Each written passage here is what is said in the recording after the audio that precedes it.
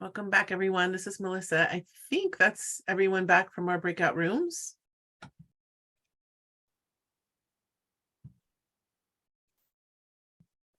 And let's see. There's Robin.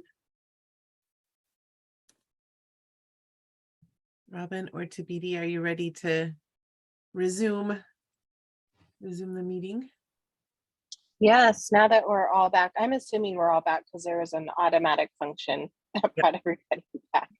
And again, if folks are needing to take a bio break, totally understand. We'll have a break at 9:50 officially, but if folks need to step away to take care of themselves, please do so. Yeah, do we want to go to report outs from the rooms? I think that makes sense. Yeah, Robin. I don't know how many groups there were, but yeah, a little, just like a minute or so. It's 8:53. We've got a few minutes. Why don't I start with our room?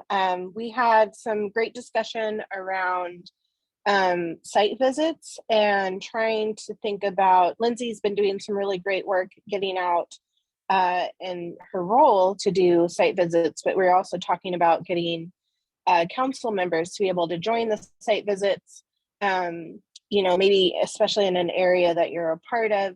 And I was mentioning, and I'm assuming this is true for others because we have just some really great folks on as a part of the council, that planning out is key. So maybe getting those dates even 2 to 3 months out available for folks and where the site would be that folks could sign up for, and then figuring out how folks could sign up for attending and participating in those, again, those site visits. And then we kind of wrapped up our conversation around, Cord was sharing with us an opportunity for the council, and I'm going to butcher it, so Cord, please feel free to jump in, but an opportunity for the council to jump in on basically like the rubric assigned to and connected to grant applicants. Did I get that right, Cord? Some of it. I will that all that is true. I would add, I sent an email to folks about the first round of Future Ready grants. We usually have not invited council members to be reviewers of grants, since the council is usually voting and taking an action on them. But we thought with Future Ready, because the legislature's tasked the division with making the grants, that it gives us an opportunity to open it up to the council. And I knew it was pretty short notice last time, but we have another round of Future Ready funding. We're going to have another round of applications, probably in the either late fall or early winter. And we're going to open it up again. I think we would want to make that opportunity available for council members who are not applying for any funds. I think it would be valuable for us to share where the rubric comes in, is you get to see the whole process from the rubric we use to instruct our reviewers on scoring, through that actually reading applications, scoring them, and then meeting with other reviewers to finalize the scores. And that process we facilitate. I feel like it might be valuable, because then you have a firsthand knowledge of what the division does whenever we do these review processes. Because although this awards process isn't one the council has to vote on, we're really doing it the same way we do our other grants. So it would be a way for you to see it in action. So yeah, I figured in terms of council involvement, I think visiting grantees or visiting our monitoring sites is really good. But I also wanted to make that second pitch for reviewers, and we'll share information about that later on when we know the timeline for those reviews. Thank you, Robin. Absolutely. So just wanting to make space for other breakout rooms to share out. So I will hand it off to any other breakout room that has something to offer. I would, Zan Ojro speaking, I would chip in for our breakout room. In our room were Anya, Bill, and Sam. And we spoke about a couple of different things. One, that we would really like to see each other in person in 3D, and whatever opportunities present themselves for that. I think there was some frustration expressed that Salem has been slow to go back into in-person mode. So if council members want it, we need to ask for it. The other was that there are opportunities to travel to conferences with staff, a couple coming up this fall. Anya will send out more information about those opportunities as time goes on, since it's getting closer and closer to conference dates. And then the last subject we touched upon was far more bureaucratic, not very sexy, but very frustrating. That is just the general challenges with procurement and Oregon Judicial Department review of grants, and that it creates great bottlenecks, challenges, especially for the smallest of the community-based organizations that Youth Development Division funds, potential for loss of federal funding if we don't get the money out the door in time. There were some, there's opportunity for me in my role as a commissioner to put a little pressure on and to see what I can do to make a difference. So I will work on that. That's it from our group, unless you all can think of something else.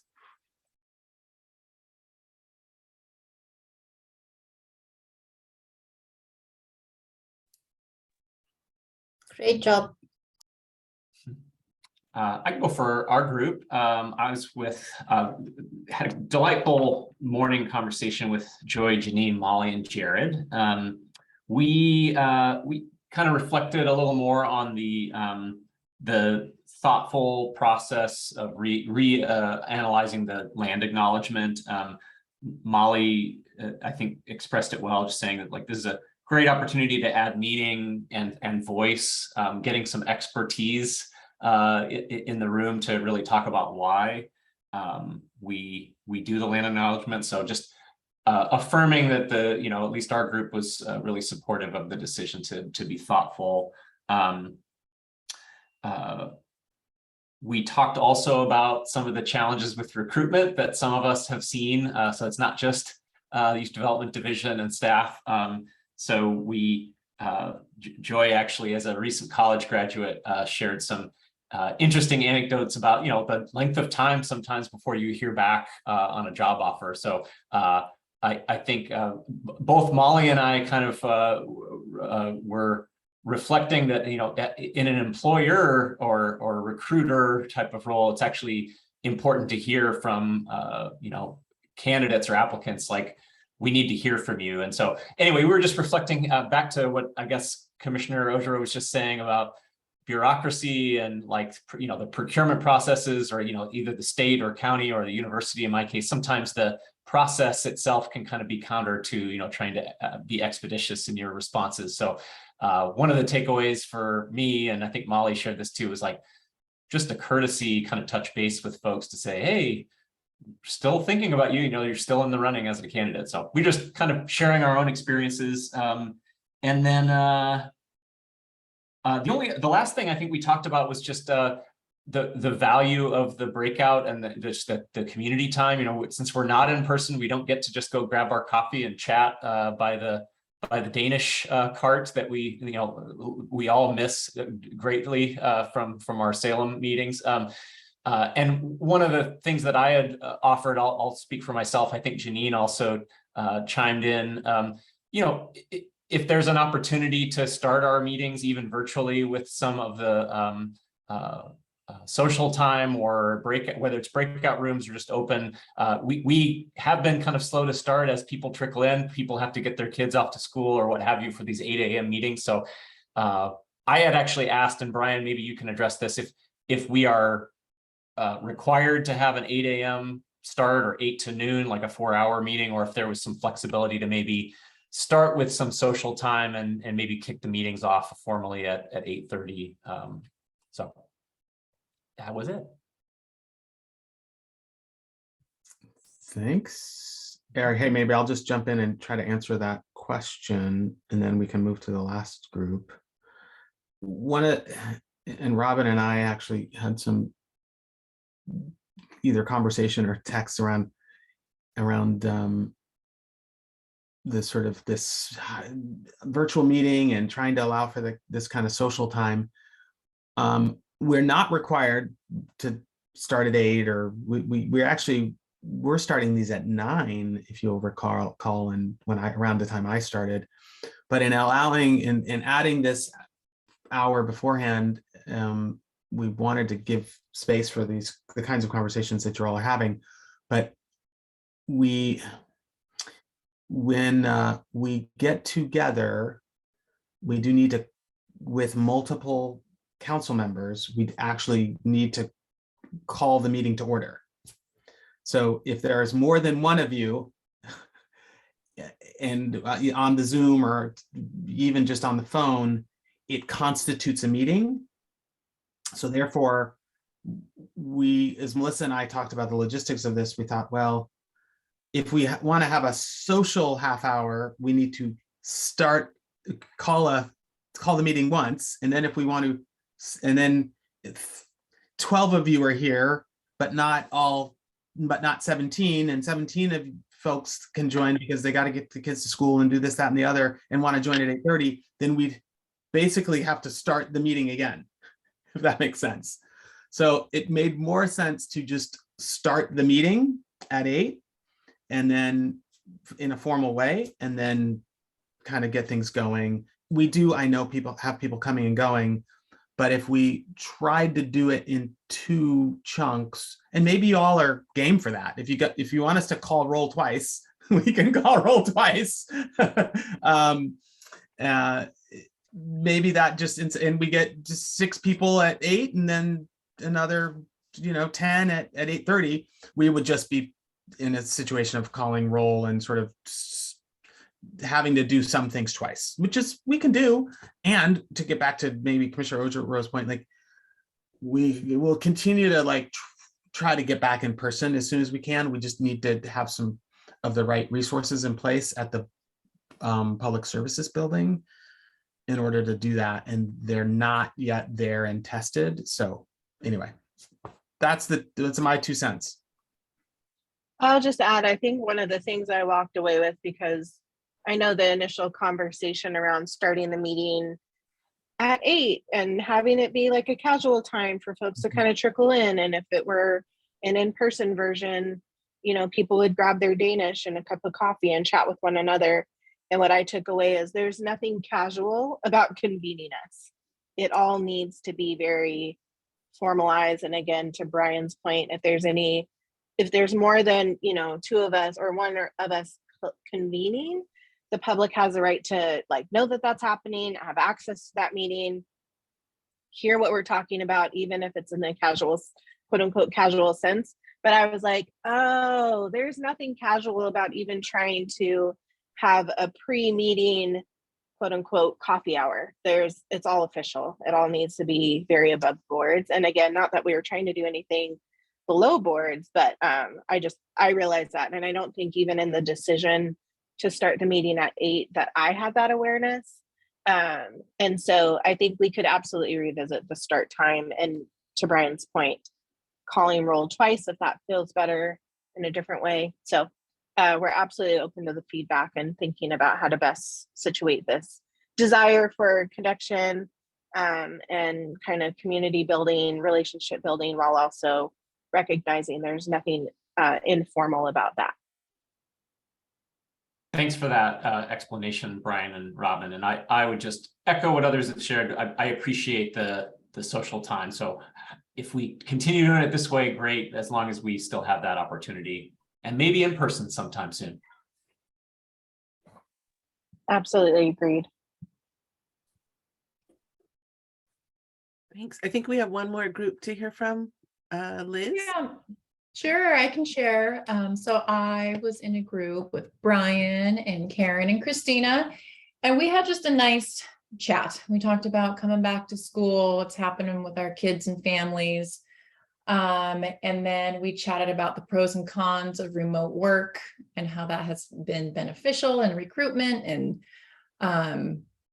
and it, just kind of thinking about upcoming, election seasons and races and just thinking through, helping to support each other during uncertain times. And it's felt like a long period of uncertainty, and just how we're all navigating that and taking care of ourselves and each other. It was really a nice connection time. I know Karen or Christina, Brian, you want to add anything else? That was terrific. Yeah. It was nice. And I agree. I really appreciate the time to just connect and be humans together with each other for a little bit. Thank you. Yeah, I agreed, Liz. Thanks. Yeah. Christina, anything from you? I know you're driving and probably having to mute and unmute and so on. So. No, nothing else. I absolutely agree. It's really important to have that time to connect. And my first meeting as a member of this council was in March of 2020, right when we had gone into a state of emergency because of COVID. So it's been a strange, disconnected feeling for me.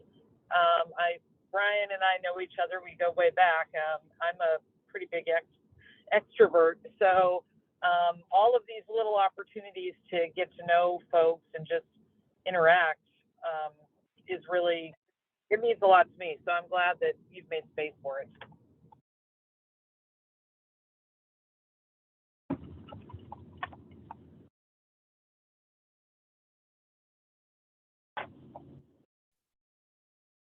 All right. Well, I think it's time to move to Robin. The question I'm going to just pose right now is to Melissa around where are we with the quorum, and should we go forward with the agenda item where we need to vote or not? So. This is Melissa. It looks like we are still one short of quorum, so we can't hold the vote right now. Is that just because Molly said she had to step away, I think, for a second? If she messaged me, so. No, that's including Molly. So without Molly, we're two people short. Okay. What's the pathway forward when we don't have quorum in the room? I am double checking that. I know there's a protocol. I'm just double checking that. Yeah, I guess I'm asking what I'll talk while you're checking, Melissa. I'm wondering if, because the meeting is being recorded, are we still able to hear the presentation and discussion? And then ask for a vote. My understanding is if you have to do a virtual vote, you have to have everyone participate. So that, I know that's tricky, but again, maybe I'm referencing different rules than what you all follow.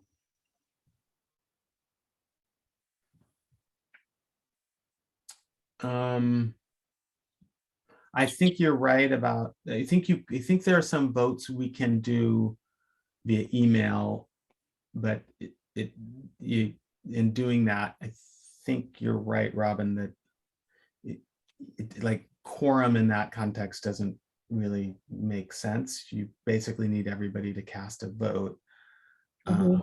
I think, and I know Melissa's checking, I think on the quorum piece, I mean, we're anticipating Celeste is going to join here in a little bit. Do we want to move this particular agenda, the community engagement agenda item, down and go to the state advisory group update? Well, I think we can do the community engagement. I know you're looking at that annotated agenda. I think we can move to community engagement. I know Paul and Jared and the others, well, Paul and me, or who's ever doing this one. We can do that, and then we can come back at 10. It'll probably be, well, we can then, once that presentation is done, Robin, there's the way it looks in the agenda, this community engagement is a separate thing than the reallocation discussion. So we can do that. Then we can say, where are we at with quorum? Then potentially at like 9:50, we could see if we can do the reallocation one. Oh, well, we probably can't do it because I know that State Advisory Group and Juliet, I see you here. We want to make sure to start that at, unless Juliet, I see you here. We know that you and Anna were available between like 10 and 10:30, right? So long story short, Robin, we would probably then move the vote to around 10:45, 10:50. So do we want to go to the community engagement update for now? Yep. Okay, perfect.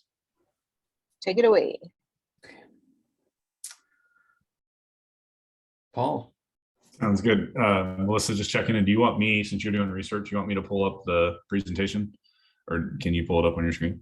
Oh, never mind. You already Got did. it. You already Good processed. go. Thank you. All right. Well, thank you. Apologize. I had to step away quickly and take my wife to her ride to the airport for work. So ducked out there for a few minutes. So we're going to talk a little bit about community engagement, and Brian's going to kind of kick us off, just kind of giving some context around it.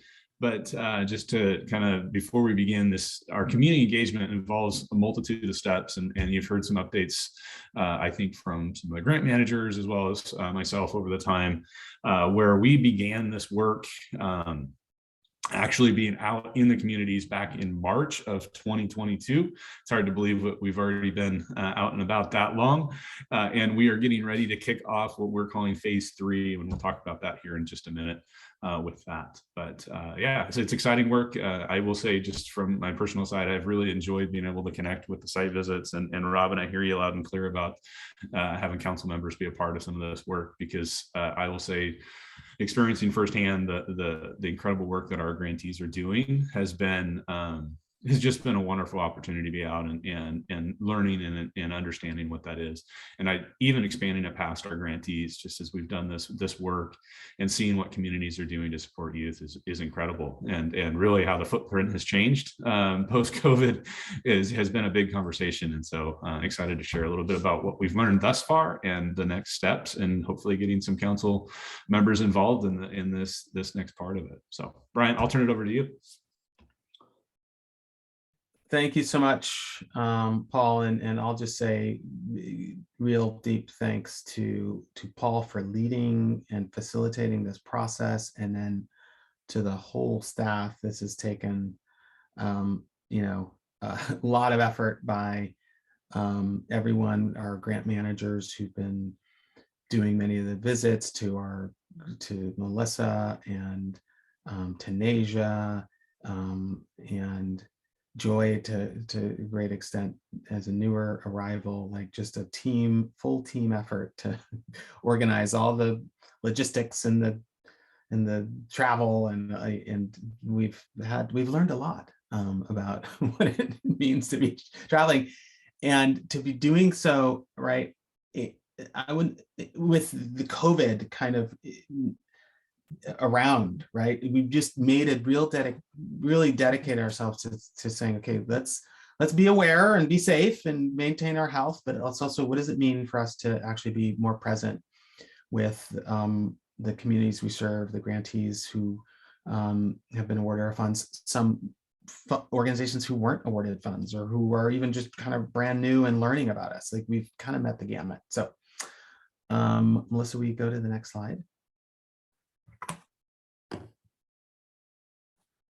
So you may recall that back in, I don't know, December, January, the governor's office had really, through the Governor's Racial Justice Council, had tasked each agency to engage with communities around the coming biennial budget, right? To talk to folks about what you're trying to accomplish, what the opportunities are, to really engage more deeply with those that you serve, particularly the marginalized and vulnerable populations, to be thinking about racial equity and justice, to be thinking about what it means to not just talk to the usual suspects. I think youth are a good example of a group that that for us is really important, and there's more work for us, I think, to be done around youth engagement, but to really put into action some conversation and co-creation. And it's not new, I think, to our division. I think previous directors, previous staff have been going to community, and we've been honing and refining our work. So fortunately for us, this wasn't new. For some agencies, it's brand new. Talking to stakeholders, partners, and folks it was not a part of their ethos, right? It's not a part of their value system. I think it is for YDD and the YDC. So I think we're building on the great work of this council and past council members and staff. So our more specific goal was to engage with community members to seek ideas and recommendations on the priorities and services in our community investment grants. That was the area where we're choosing to focus in our budget, given that has for the next biennium some opportunity for flexibility and refinement. There are other parts of our budget that we will maybe get some input on, but our ability to shift and change those in part because some of those things are in statute just isn't going to happen quickly. So we wanted to be clear about where we would focus our efforts, and that is in our community investments in the largest grant initiative area. Next slide. So just by way of quick background, our current community investment initiatives, it's about almost $15 million. It was about that amount in the current biennium. It should be about that amount in the next biennium. We've adjusted the amount a bit for inflation, but let's say roughly $15 million for 23-25. We've revised these specific grant initiative areas a little bit. You may recall some slightly different naming, but the current initiatives are Youth Promise, Youth Solutions, our Youth Workforce Readiness, and then our Youth Violence and Gang Prevention grants. Next slide. We will make sure you have access to these slides so that if you want to look at those descriptions and read them more closely, you'll be able to see after the fact. So just an overall, just zeroing out a little bit though, wanted to make sure everybody could see that our community investment grants are there at that 14.6 million. Our juvenile crime prevention dollars from the state, which are awarded through a formula to counties and tribes, is almost 8 million. Our youth re-engagement grants funded through the Student Success Act are roughly 8.7 million. And then we also have this community schools piece of roughly 100,000 given out in about $20,000 increments to 5 different rural schools. And so our total grant and aid, that's how we refer to these dollars, our grant and aid budget is about 31 million. There's another 3 or 4 million, I think, in staff and operational costs on top of that. So our total budget's, about 35 or so million over 2 years, right? That's a biennial budget, just so you're clear. So that's just a quick budget overview. Next slide. And Paul referred to the phases.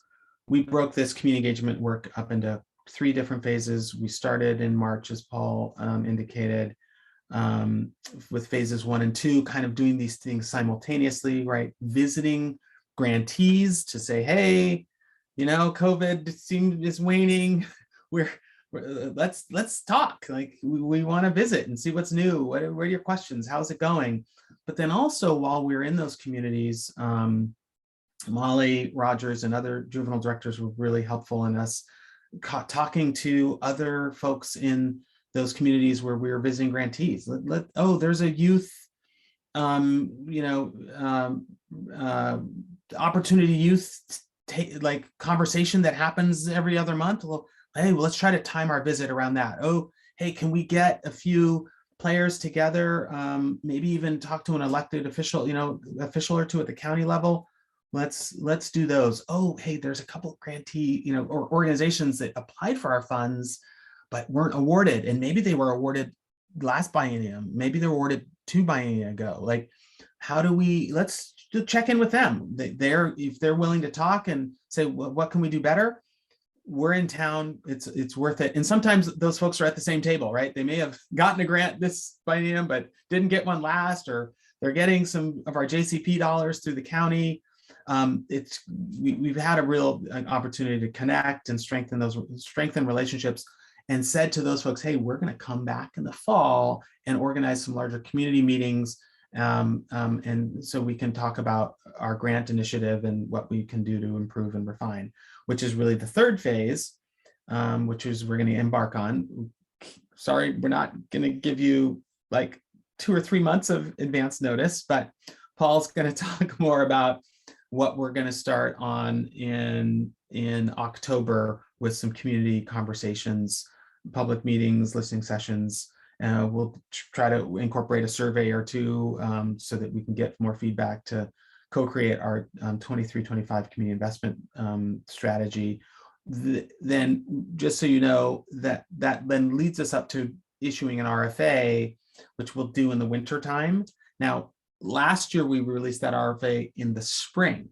So we're shooting to get the RFA, request for our application, what RFA stands for, released in the winter, so that we can have a longer period of folks to apply, and we can just be also not rushed when the biennium begins in July 1. We can actually be ready and as quickly, be able to hit the ground running with dollars out in communities in the new biennium, again, starting July 1. We probably got some of that work done in 2021, like in the fall, like, so we're trying to get ourselves started earlier in the summer with the grants. So that's a little preview. Paul's going to dive deeper on phase 3 and what things look like. So stay tuned, more coming here in a few minutes. Next slide. Right. Now I'm going to turn it to Paul, but before I do that, that's the big picture overview. Are there questions or comments before I turn it back to Paul? Nothing. I don't see anything in the chat. All right, I'll turn it over to Paul. Sounds good. And I'm opening chat to you in case you have questions or want me to elaborate on something. Feel free to do that, or just jump in as we're kind of going through some more of the specifics for it. And Brian, I got to say, it's nice to have someone else do the introductory spiel. So thank you. Having done that a few times now in the outreach. So what we wanted to start with is just talk a little bit about what we've done and seen over phase 1 and 2. I think it was kind of important to kind of capture the complexity of what has happened since March of 22, since March, this past March. So site visit wise, which site visits are specific to organizations that have received our grants.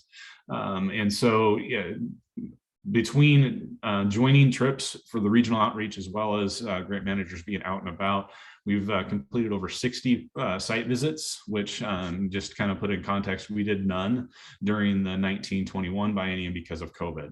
And so being out and about, engaging with our grantees has really been a great opportunity for, I think, both ourselves, but also our grantees. They're excited to show the work that they've been doing and kind of just engage in that way. So 60 plus site visits. How that breaks down is over 75 of our total grant, 135 total grants that we've purposely been on site with.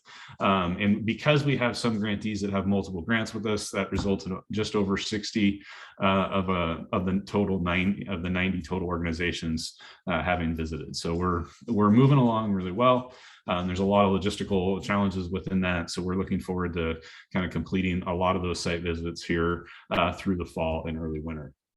The regional outreach, and to kind of distinguish between that, the regional outreach is really would be something specific other than a site visit with a grantee. So it may have involved some of our current grantees in this regional discussion and this regional just understanding of the community in which we are in. But we had over 70 regional engagements, which so to kind of put that in context, that could have been, like Brian was talking about, could have been some former grantees, could be a group that meets to support youth in the area. We've met with a ton of community colleges as we've traveled throughout in terms of the adult basic ed work there. And so what we've found as we're doing these regional engagements is that network of connection back to YDD is continuing to grow. And so people are interested in learning about YDD, but also learning about, for us, learning about what supports and systems are there throughout the community. And that really is helping us build that system of re-engagement, that re-engagement system that is part of the Student Success Act, and originally why I was brought on to the council, or to the division. So in that regional outreach, we had planned and hoped to visit 27 counties throughout Oregon, and the regional outreach was specifically targeted to counties outside of the I-5 corridor from Portland to Eugene range. And the reason we did those other counties that are outside of that range is that we have a lot of grantees in that range that we're connecting with through site visits. We also recognized early on that regional outreach may look different, because there's so many more organizations in that we wanted to engage differently within it. So been out to that. We've met with 6 of the 9 federally recognized tribes. The overall outreach trips that we had, over 10 of them that we were out and about, and over 4,200 miles traveled in terms of it. So not to, just to kind of give a context of how big Oregon is. I didn't realize how big Oregon is, and I've lived here my whole life. So lots of miles in terms of that on that side. So if we can go to the next slide, please. As a result of those conversations, we kind of took and just captured some really high level information that we've learned, and some highlights that we've learned through those conversations. And, and I think this is really some important learning that we've had. I think it's some things we kind of believed, but to hear it from the organizations serving youth in the communities, I think is really important. So that first bullet is really that lens around recognizing and supporting the rural organizations in serving the traditionally underserved populations and diverse youth in those areas. And so what does that mean?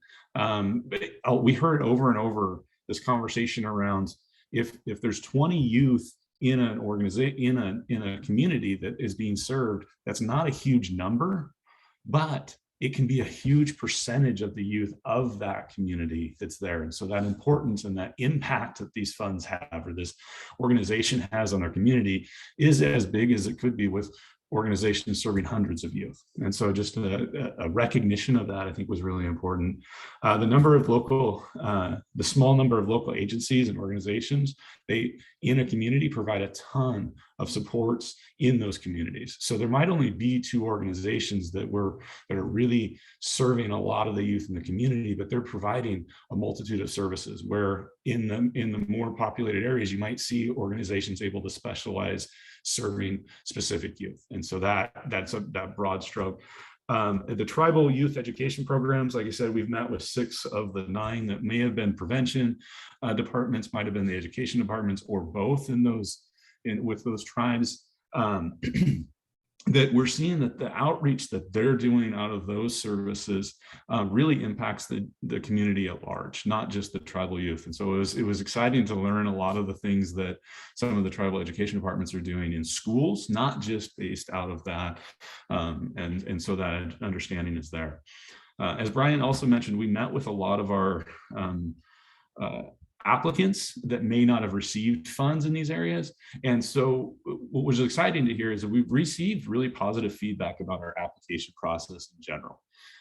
Organizations recognized how competitive it was, and some of the specific initiatives we awarded less than 50% of applicants. And so people recognized the caliber of application, but kind of 2 main things that came out of it was that grantees and non-grantees recognized that even though it was competitive, we had some grantees that have received funds with us prior not received funds, while other grantees actually received multiple grants within their organization. So that was something that people recognized in that conversation.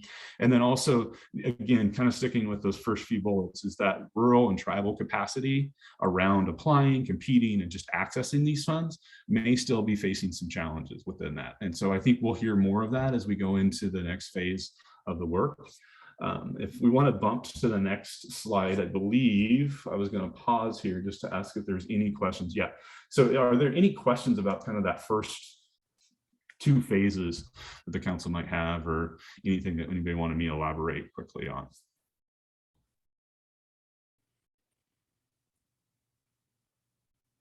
All right. So as we are starting to plan phase 3, which is really going to be the bigger community engagement process through a community forum and conversation. Brian and I actually, I think it was yesterday, we were blocking, I was filling up Brian's calendar for these activities. And so we're starting to plan that next phase.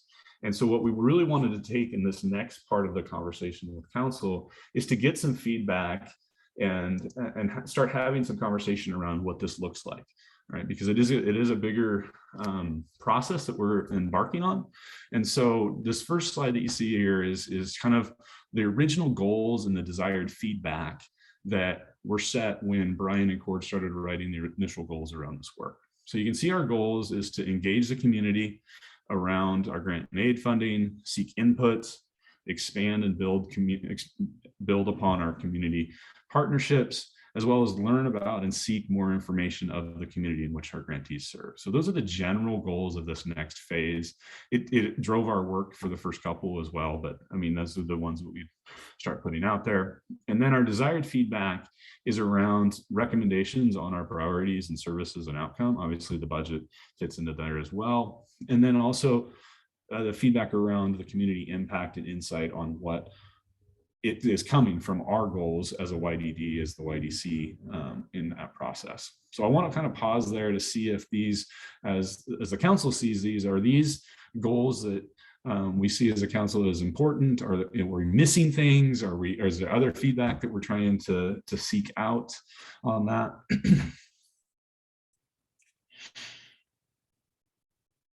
I don't know, Brian, did you have anything to add on the goals or anything on that side as well? Being that people are pretty quiet. No, I don't have anything to add. I mean, I think that, yeah, what's going to be important for us, and I'll just sort of say it again, is we work with grantees and just the folks that we've had a chance to meet with, that we do what we can to kind of get those voices in the room that, you know, aren't the typical voices. That's why in talking to our grantees in the spring and summer, and then continuing to kind of say, hey, how can we help us invite folks to those meetings, or maybe we set up some separate conversations. And I'll also say, and I don't know if I said this at the top, but we're doing this stretch of meetings in the October, November, early December timeframe, but this will ultimately be an ongoing effort. Like, we will pick this back up in some shape or form, like next summer or fall. Like, and as I said, the division and council have done this work in prior years. So we don't see this as just the you know, won't check the box and we're done. We want to continue to have a cycle of visits and engagement with our grantees, you know, from here forward. So and in doing so, we can also plan a little bit more in advance and make sure to engage council. I see Commissioner Ogero's hand up.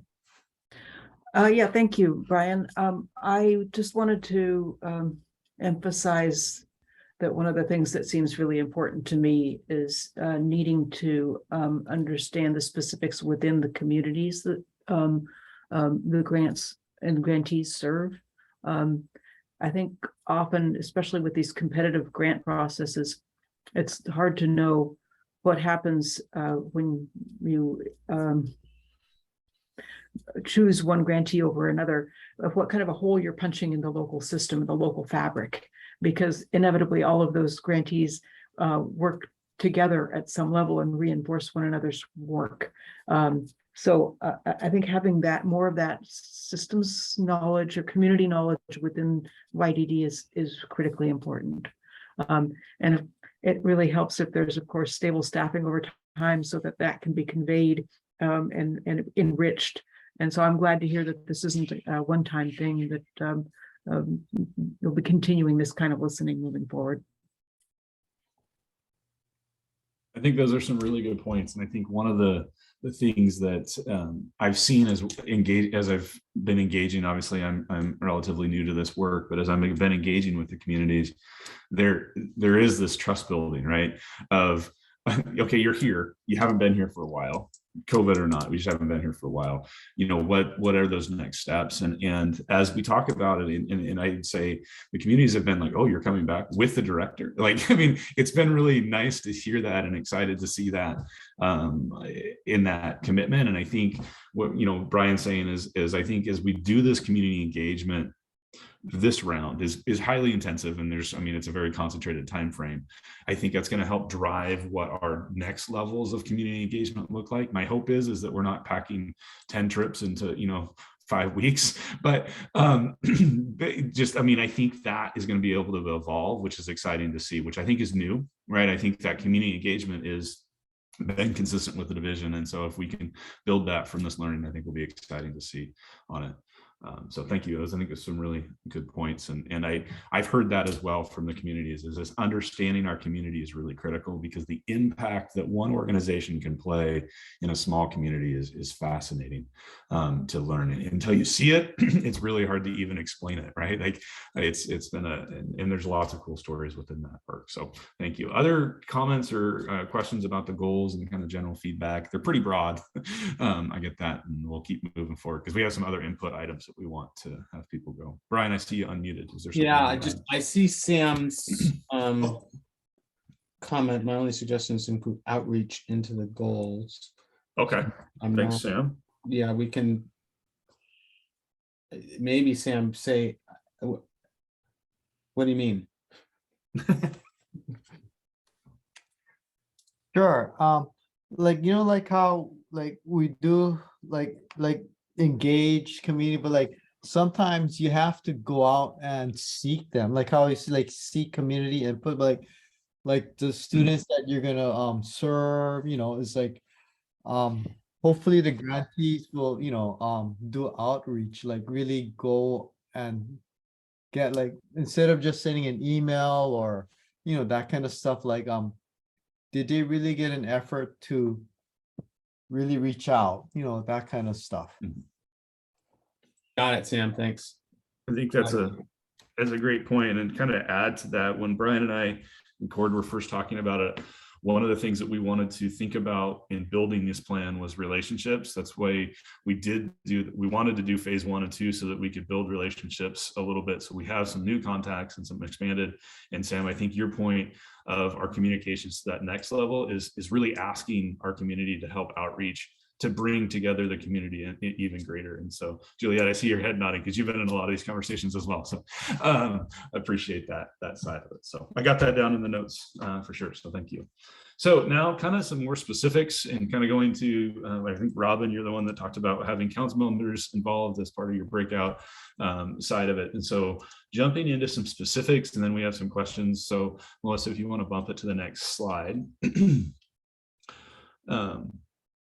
There we go. Perfect. So the timeline is very broad, and Brian covered some of this work. The community engagement, yes, it's not 2 to 3 months, but we do hope that some of the council members can be involved in some of this work as we roll into it in October. We're planning 10 to 12 presentations throughout Oregon, so it'd be exciting and really, I think, very beneficial to have some YDC members join us on those engagements within it.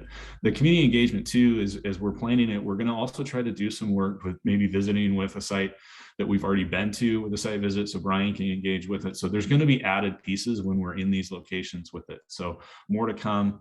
Those trips are really planned from October to early December, and it's based off of the RFA timeline, which is kind of that next side. So you can see that next step there is kind of the reviewing the surveys. We're getting ready to survey our current grantees and really bring together that feedback that we're receiving through this work in November and December.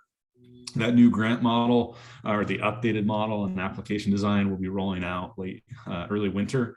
So you can see there that note of the update and approval from the YDC, the winter of 2023. So there's there's going to be work there that we're going to be working to get that ready so we can bring it back to the YDC for approval of the process once we get that feedback. And then from there, really the next 4 items is really that updated timeline, which is consistent to what we've done before with RFAs. So we'll begin sharing the community investment updates as well as re-engagement and all that work in the winter of 23 prior to the launch of the RFA. Our goal is to launch the RFAs, and you can see community investment, re-engagement, and future ready, winter and early spring, which, as Brian indicated, is about 3 months earlier than prior years and the prior biennium. So we are pushing that in trying to seek that we have the intent to award late spring, early summer of 23. And by working to meet this timeline, then we will be better positioned to really have the grants start by that July 23 date. Grantees can always backdate to the July 1st, 2023 or July 1st date for the biennium grants.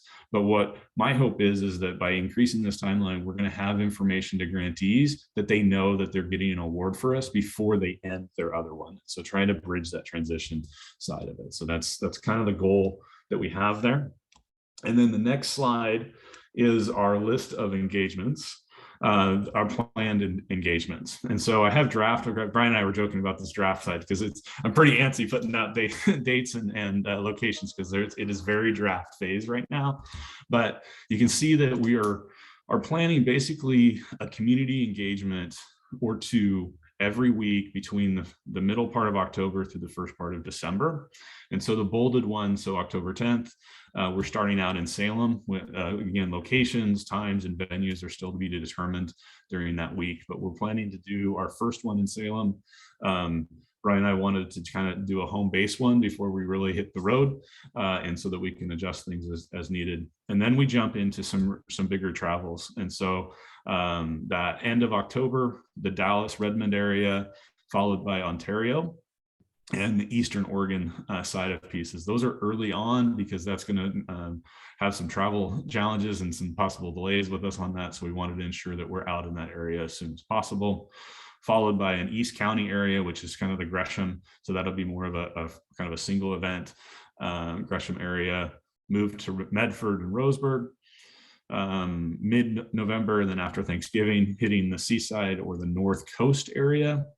And then followed by a final one in the West Metro area or the Beaverton, Tualatin, Portland area within that. We have decided, and Brian and I had some pretty lengthy conversations around doing hybrid and in-person and all of that work. And really where we've landed is that because of the logistics of all of that, we'd like to focus on in-person and then wrap up in December with some true virtual Zoom meetings similar to this in the week of December, or first few weeks of December, depending on what our conference schedules are and our calendars look like within that. So just to note, there are a couple possible additions that as we started laying out geographic areas, and to recognize one of the challenges in the Eastern Oregon is Ontario and Pendleton. There's a mountain range in between, right? And so there is some geographical barriers that that's one of the things that we wanted the council to talk about is do we want to think about adding something of that sort? It does add some time with Brian and I out and about, but it does help bridge that geographic distance that is there if it's just the 2 or 3 of us that are traveling within that. Coos Bay is another one of those areas where there's a smaller mountain range, but there still is a mountain range in between them. And then also recognizing that Eugene is an area that we've kind of bumped over, knowing that Roseburg is an hour. Roseburg and Salem is a kind of an hour away from that Eugene area. So some more discussion on that. So that is the general schedule. And if Melissa, if you want to jump to the next slide would be great. As I kind of alluded to, there's some questions and comments that we really wanted to get some input from the council. So I'm watching chat as well, but if you want to just unmute and you can see the questions, there is kind of the big ones is, should we consider some of those other possible locations? What's your general thoughts on this work? And then if you have suggestions and ideas within what you've seen, be greatly appreciated to hear that. We are recording it, so I'm going to try to take some notes. I'm sure Brian and Melissa are too, but we're recording it so that we can go back and visit. So I want to open the floor to that.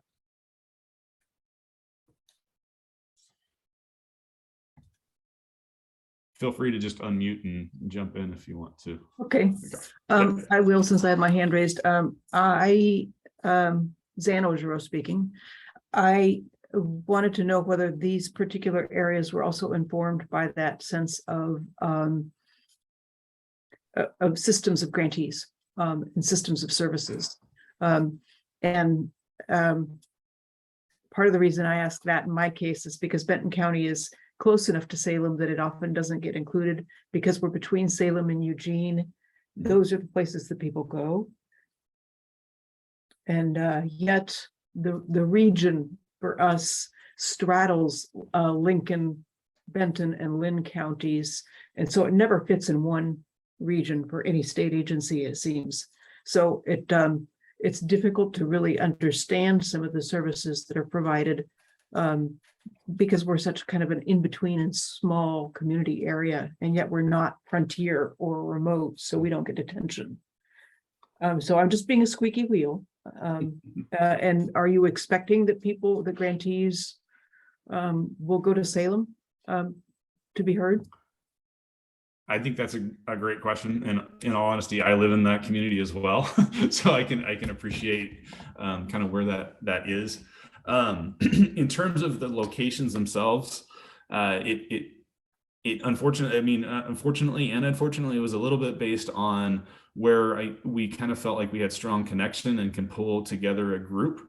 I would say if we feel, and we haven't done much engagement between the Salem and Eugene area, right? Which I know is a bit of a void. And so if that's something that we need to consider, whether it be for a full community engagement, or if there's pulling together as just more of that regional conversation to begin the work, I would say let's have further conversation on it, because it's been an area in my mind because I live here.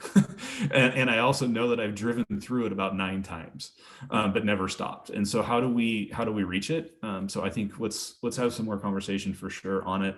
In terms of reaching out, I think that's part of the reason why my question of should we add a Eugene? I'm going to say I don't have a ton of contacts at this point with Eugene because of how we did the regional work. But if we need to add one between that Salem and Roseburg area, where would it make the most sense to pull people together? I think that's part of the question for sure. I see head nods, so I must be resonating, so that's good. Hey, this is Cord Bucher. I just thought I would jump in and say, with Future Ready, which we'll talk about later on, we have a lot of applications from Lane County and from the Willamette Valley generally, organizations that we are not currently funding in many cases.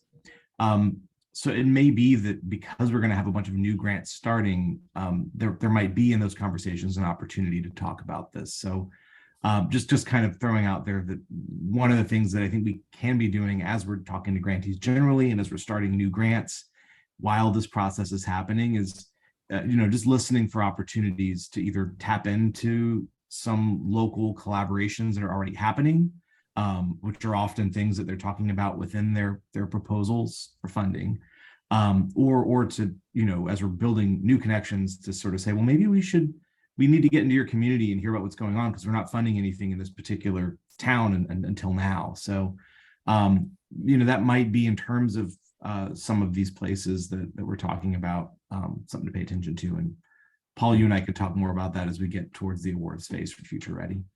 No, that sounds great. Thank you, Cord. Other thoughts, ideas?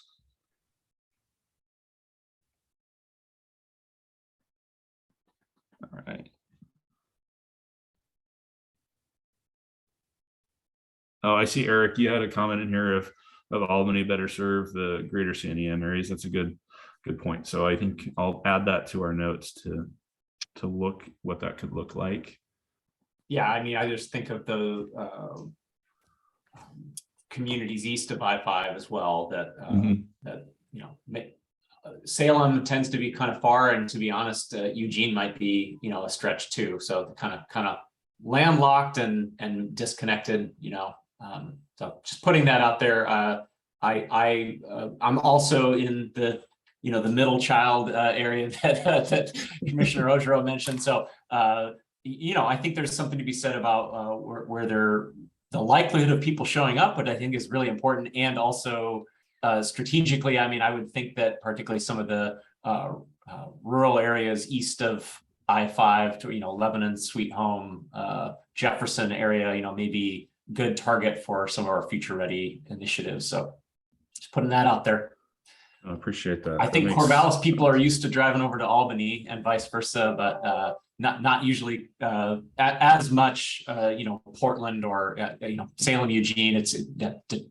I'm not sure. I can't speak for folks. I do, but I don't know how many other community members do. I think that's a good point.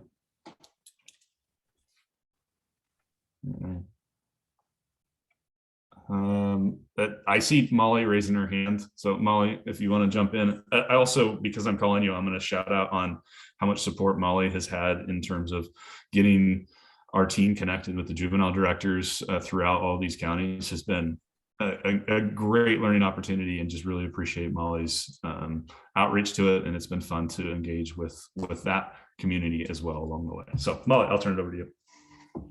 Well, actually, that's kind of what I was going to talk a little bit about is I have the opportunity, because of dual roles, of being able to sit in on our community's engagement. And so when we invite, or when the council is when the division is coming out to the different counties, is there an opportunity to invite council members to join the conversation? And I don't know the answer to that for a couple of reasons. One is I know there can never be a quorum because that becomes a public meeting kind of thing. But I'm just curious if there could be an invite to the council members around a certain area to just come and listen to what the partners and community members are having to say and engage with the YDD, because that was a ton of fun and I learned a lot. So I think I'm going to look to Brian a little bit in terms of the council piece, but I think you're actually leading into the next question about, what do council members need from us to be a part of this larger community engagement side? I think it would be great to have as many council members involved as possible, because I agree with you, Molly. It was a lot of fun having you in those conversations, as well as just kind of understanding the context of it. So I want to turn it over to Brian to address that a little bit more. Yeah. In short, it kind of goes a little bit back to this point we were talking about with the small group breakouts and and even the sort of informal coffee whatever, water cooler chats. Like in a virtual space, things feel like, I think we have to be a little bit more formal, to use Robin's kind of word or statement from earlier, like when we're all gathering and then we're doing breakout, like there's a higher degree virtually. I think we've had to adopt a little bit more formal structure to some of the, when the meeting starts and the roll call, and like, because it is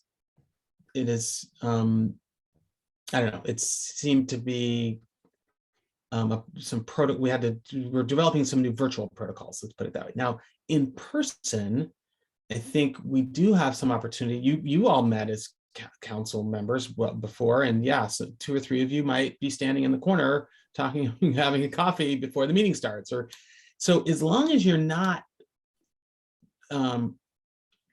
really getting into council business, or getting into like, hey, we're going to vote on this. What do you think? I'm thinking this. Like, you're not advocating with your fellow council members around a particular vote.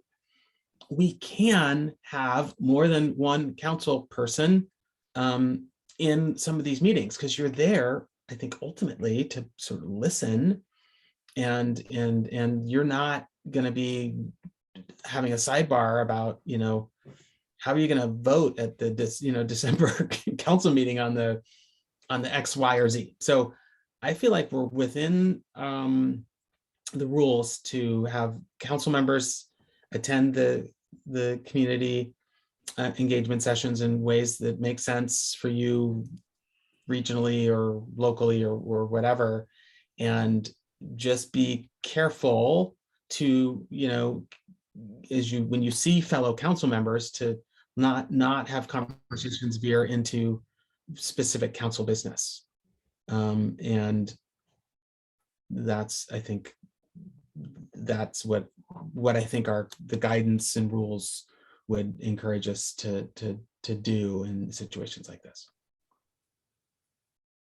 Thank you, Brian. And I'm realizing that you and I focused on the presentation and didn't talk about next steps with council that much, other than asking for people. So what I'm kind of thinking that Melissa and Brian and I will get together about getting out some more of the specific dates soon. So like within the next week or so that council members can see, because we have dates blocked on Brian and my calendars that we can get out, and that will help. Again, the venues and those things are kind of still in the works, but we can get some dates and start getting some interest on those areas where council members may want to join us on those pieces. Is that, Brian, does that make sense? Makes sense. You can even go back a slide just so people can see it, or two. Okay, fair enough. Oh, I'm not driving. Yeah. There we go. These are, again, these are week of, and so we can dial in on specific days. To Paul's point, we've thought about, which day, and I can't remember if it's the 11th or the 12th, I think, for Salem, maybe, that we're kind of looking at, and we can definitely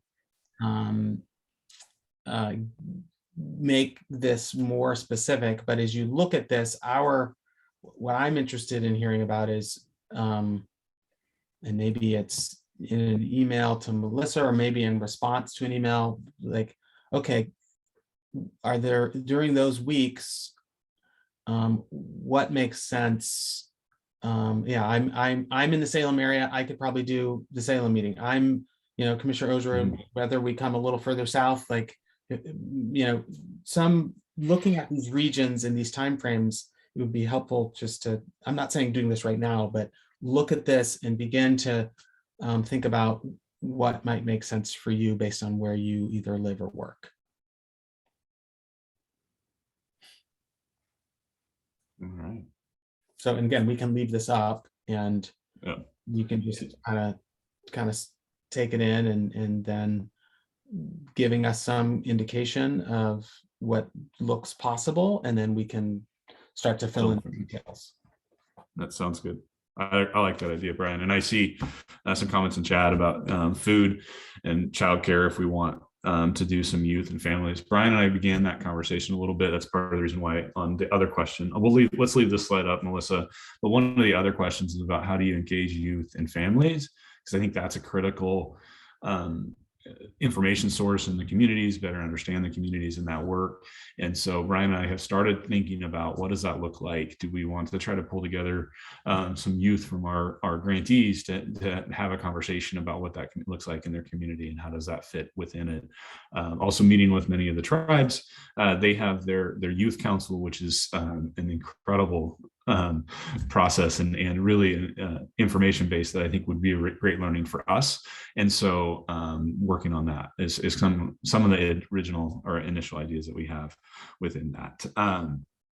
Thanks. I see some people putting in chat. That's a great idea as well. So if you see some areas that you think, oh, this would work, let me know. And then Molly, you and I can also connect offline. That Ontario, Pendleton, I know you know the area really well. So I figured maybe we'll have some offline conversation on it, because basically it can work. It just involves different types of travel, as I'm learning, because I haven't spent much time out there. So I'll kind of leave it there. Any other questions or comments that people have about this work? I know we're a little over on time. So then the last thing that we just wanted to kind of put forth. So Melissa, if you can jump 2 slides for me, please. I think it's 2. We'll see. Yep. So just a very broad draft agenda of what this looks like. Again, it's going to kind of depend some of the stuff is going to depend on once we know size of group, location, and those things. But you can see that kind of the general format is really around welcome, this general YDD overview and scope of what we're here for and what that looks like. Moving into that community, very purposeful community engagement, which we'll be talking about some of the vision and desired outcomes that YDD has, but then having a purposeful conversation of around the work. And so this is going to tap into my former life a little bit. I'm imagining, Brian, of how do we engage with conversation to really have it meaningful for those that are participating. And then lastly, kind of a summary and review, and then next steps and closing. So it's about I'm anticipating about a 90-minute probably overall, but probably have a 2-hour window that we're in there is kind of what we're envisioning. Be working with the organizations that are helping us set up the community engagement of what makes the most sense. So some of these may be some evening meetings, some of them may be a lunch meeting, depending on what makes sense in the area. So more to come with that. If you have suggestions, going back to that schedule, if you know the area, please, happy to have inputs. You all know the areas that you serve a lot better than I do. And so any insight that you can have with that, please feel free. And I'm going to kind of look to Brian and Melissa on how we want to provide that feedback. If you have additional feedback, is that through just an email to us, or how that works? This is Melissa. I'll jump in and say, following the meeting, I'll send this presentation out so you all have a better chance to spend some time with it, compare it to your calendars, etc. So that could be the start of it, Paul, if that works. It sounds great. And so for right now, I know Brian shared a little bit about Tunesia.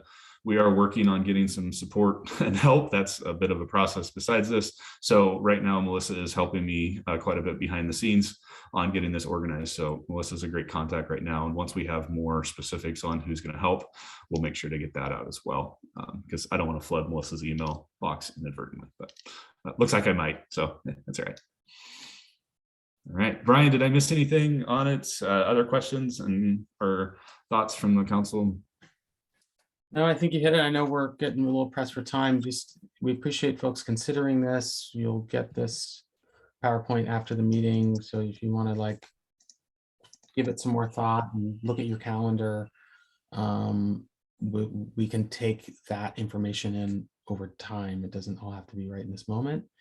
And yeah, it's a little fast and furious. I'll just say that again, given again the kind of mandate, if you will, from the governor's office last winter, we've been moving with this, trying to do it at our own pace, but also wanting to get this at least these first few phases done by the end of the year. Some other agencies, right, we're doing some of this work in the summer, and we said, okay, here's what actually makes sense for the communities and the stakeholders we serve, but also still allows us to get it done, if you will, by the end of the calendar year. So just appreciate that this is, again, we're doing it what we can, and we'll also do some deeper work and engagement, in the coming years. So appreciate it.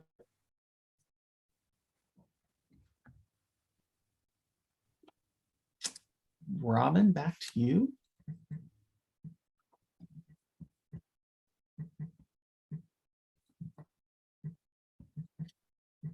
This is Melissa. Robin, if you're talking, excuse me, you're still on mute, but I think that we're ready for a quick bio break. If we want to take, there's Robin off mute.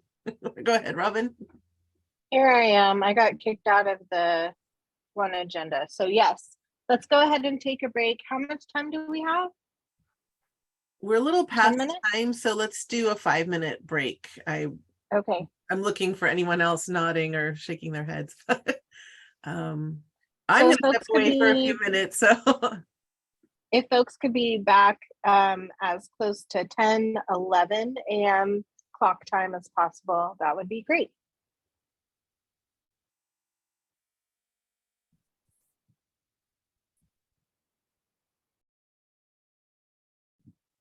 If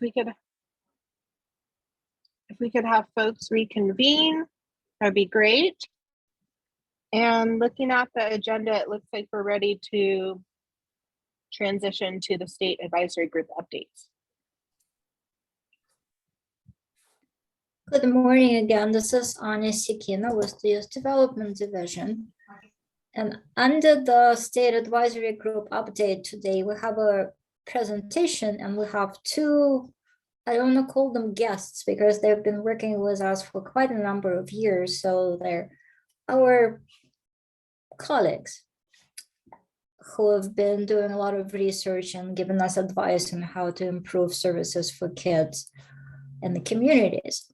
So without taking any more time from the agenda, I will quickly introduce Juliet Markin and Anna Tamarkin to you and wave hands. And I understand that you brought a PowerPoint that you would like to be sharing with us.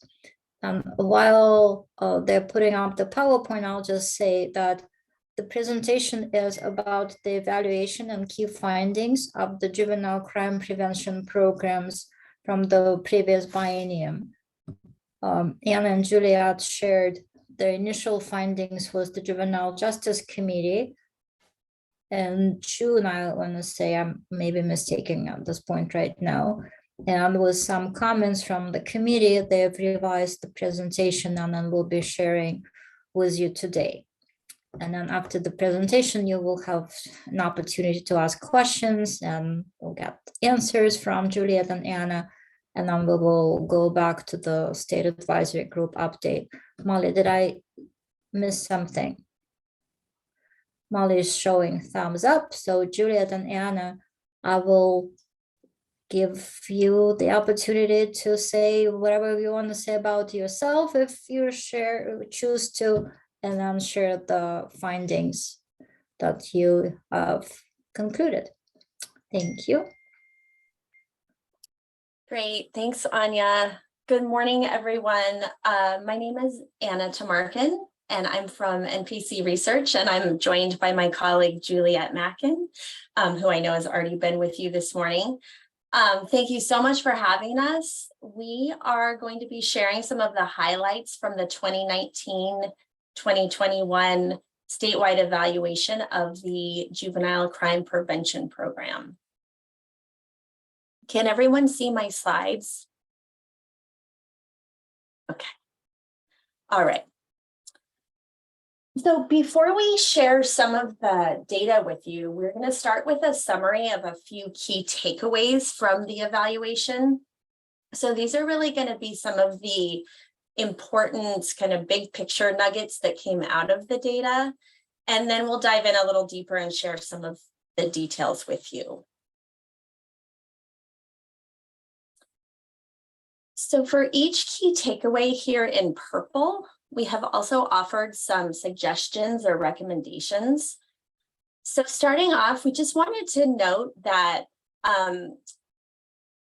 even during COVID-19, the JCP service capacity and evaluation data collection improved. And we feel that that is very noteworthy. For the evaluation, that means that our sample sizes have increased.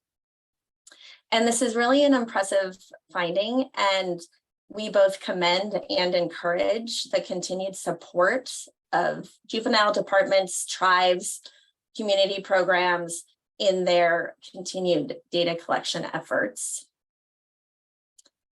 Second, we found that youth considered to be high risk, so based on their initial risk assessment, demonstrated the largest reduction in risk at reassessment.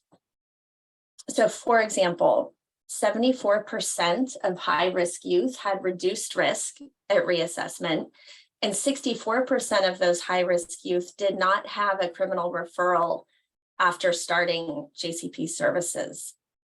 So we really recommend focusing on services for these youth as the impact on them is significant. Third, while more than half of the youth served were white, 39% were from underrepresented racial groups. And we see that reduction in risk levels were pretty consistent across youth and really didn't vary significantly across age, race, and gender. But there were a couple of exceptions to this that we wanted to note that specifically related to the school domain. So for Black and multiracial youth, female youth, and younger youth, they experienced greater decreases in risk for school dropout. And so we recommend continuing to support these youth and focus on interventions that support both over and underrepresented groups, such as younger youth, female youth, and Black youth who have dropped out of school.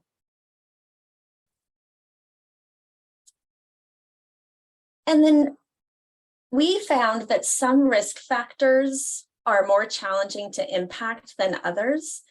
And you'll see a bit later in the presentation some examples of those risk factors where we see the most impact.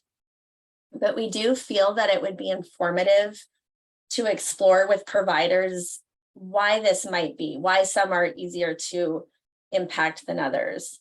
And this information could be used to determine whether funding should be focused on those areas with the greatest impact and what resources are needed to affect the other harder to change areas.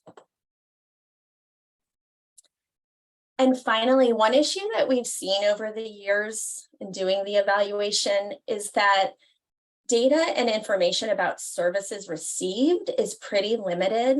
So gathering more information in the future about services and providers would allow us to gain a better understanding of which services are most effective in reducing risk, as well as the impact of culturally specific services. So a question that we would be interested in examining, for example, is how do services support youth of color, and what could other programs learn from ones that are doing it well? Okay, so now we're going to turn to some of the more detailed data findings, and I do want to be mindful of your time, so probably going to go through these slides fairly quickly, but we'll definitely have time at the end for any questions or feedback you have. Okay, so the goal of the Juvenile Crime Prevention Program is to serve at-risk young people and to prevent criminal behavior. Youth eligible for JCP services are 10 to 17 years old, have a presenting problematic behavior, and have a challenge in more than one of the risk domains that we look at. So these include school, behavior, family, substance abuse, peer relationships, and attitudes, values, and beliefs. The evaluation is conducted every 2 years, and we take a look at change in risk and protective factors and the impact on juvenile crime. The JCP assessment tool has been used since 1999, and it collects information on demographics, risk and protective factors, and services for all JCP youth. 28 agencies and tribes are now using the YDD data manager system developed by the ODE. And as I mentioned earlier, despite COVID-19, this biennium, we have more than double the number of youth in our evaluation sample than we did last time. And just to show you how these sample numbers have changed over the last several years, the 2015-2017 evaluation included data from 21 counties, 8 tribes, and had a total of 810 youth. The 2017-2019 evaluation included data from 17 counties and 9 tribes and had a total of 599 youth. And the current evaluation, the one we're sharing with you today, the 2019-2021 evaluation, has data from 35 counties and 7 tribes and has a total of 1,340 youth. And this increase is due primarily to the new YDD data manager system that came online midway through the biennium. And this provided access to assessments that were conducted in the community that we did not previously have access to. So who are the youth served by JCP programs? 39% of the youth identify as youth of color, 61% identify as white. The average age of the youth is 14. 57% identify as male and 42% identify as female. And we wanted to note that a new gender category was added in 2018. So 1% of the youth report that they identify with a gender category other than male or female.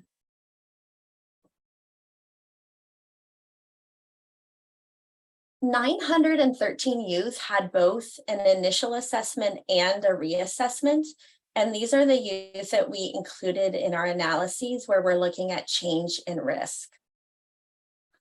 In terms of risk level at the initial assessment, 84% of youth, these ones right here, were either low or medium risk. The average risk score at initial assessment was 8.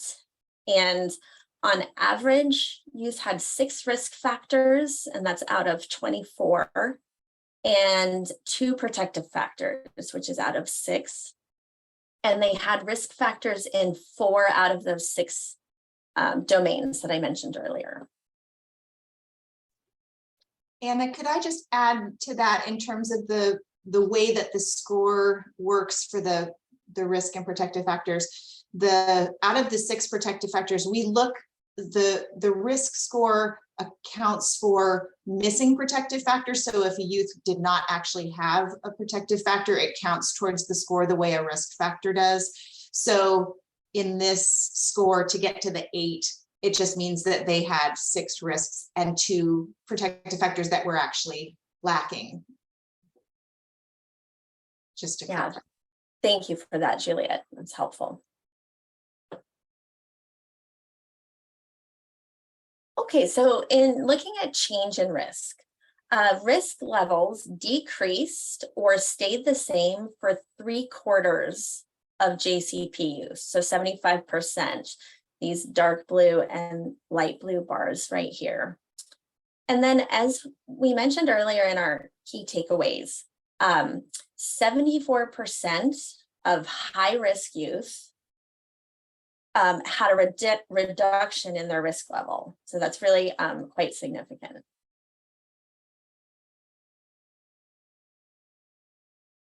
The greatest decreases in risk, where we see the most reduction in risk, are presented on this slide.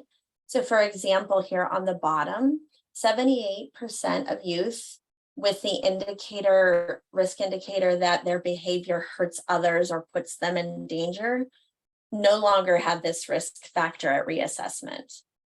77% no longer had the indicator for aggressive or disruptive behavior at school. 75% no longer had the runaway risk indicator. 68% no longer were at risk for school dropout.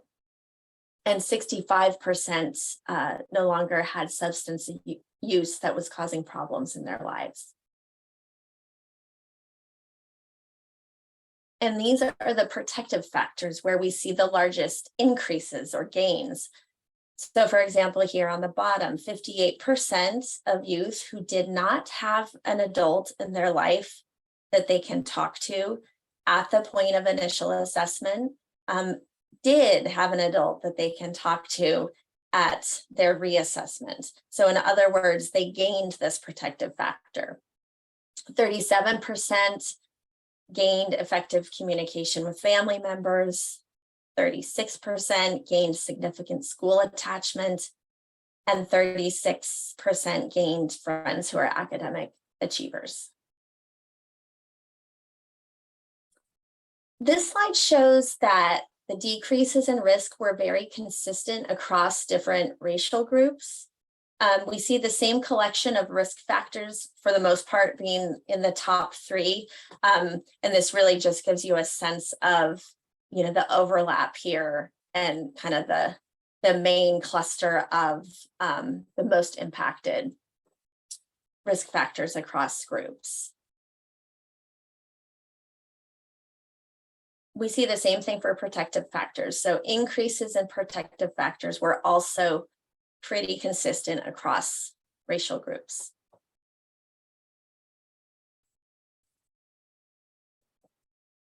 We wanted to share some findings specific to the school domain. So at initial assessment, 58% of youth had a risk factor, had at least one risk factor in the school domain. And we see here that 68% of youth were no longer at risk for school dropout. 46% no longer had the academic failure indicator, and 45% no longer had an indicator for chronic truancy. On the protective side, 36% of youth gained the protective factor of significant school attachment and commitment. Okay, now we're gonna just share a few of the outcome findings. So you'll see here that 81% of youth did not have a criminal referral after starting JCP services. And 89% of youth did not have detention after starting JCP services. We do take a look at this. We break it up into those youth who had a criminal referral before starting services and those who did not. So 55% of the youth did not have a criminal referral before they began receiving JCP services. And of those 55%, the rate of offending was 7%. So in other words, 93% of those youth did not have a criminal referral after beginning the JCP program. Of the 45% who did have at least one criminal referral before they began services, for those youth, the rate of reoffending was 32%. So 68% of them did not have a new crime in the 12 months after JCP. The frequency of criminal referrals, both before and after JCP, as well as detention, did vary significantly by racial group. So you can see here, the dark blue bars represent no criminal referrals before JCP. And you can see some of the differences here, most notably among Black and Latinx youth. And then the light blue bars represent no criminal referrals after JCP. So we see numbers in the 80s here for Native American, Asian, white, and then we dip down here to 61% for Black. So we do see differences here in the frequencies of criminal referrals. Here we see that there are some significant sustained outcomes for youth. So this slide shows outcomes at 12 months, 24 months, and 36 months for youth who did not have a criminal referral before they started receiving services. But you can see here that even at 36 months, 77% of those youth still did not have a criminal referral. And then 94% still did not have detention at 36 months. And these are the sustained outcomes for youth who did have a criminal referral before JCP. We see that at 36 months, 60% still did not have a criminal referral, and 71% still did not have detention at 36 months. Okay, and finally here, this is a slide that expands on one of those key takeaways, and that's the impact of JCP services on high-risk youth. Based on previous research, we would expect that at least 75% of high-risk youth would have a new criminal referral, and that 25% of those referrals would include a detention admission. But here we see that for this is the graph for high-risk youth over here on the right side. We see that fewer than half, so 38%, light blue and purple bars, 38% of the high-risk youth did not have a new criminal referral, which is really significant, and we just wanted to highlight that again. Okay. That brings us to the end of our summary. Thank you so much for listening, and we would be happy to answer questions or hear your feedback. Thank you so much.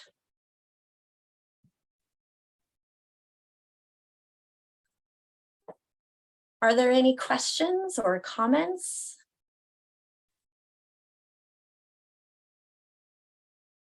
I can't see everyone's faces, but I'm going to take a look at the chat. Okay. So Anna, this is Molly. Hi, Molly. Oh, I'll let Zan go. I'll let questions go before I do accolades. I wanted to thank you for the data presentation.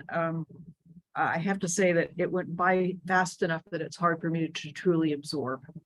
Sure. So I'm looking forward to being able to actually look at these numbers and think about it a little bit and reflect. Just like to let you know, silence doesn't mean no reaction. Totally get that. I appreciate it. We are always available for follow-up questions. And Anya, I'm sure these slides can be shared. Is that the case?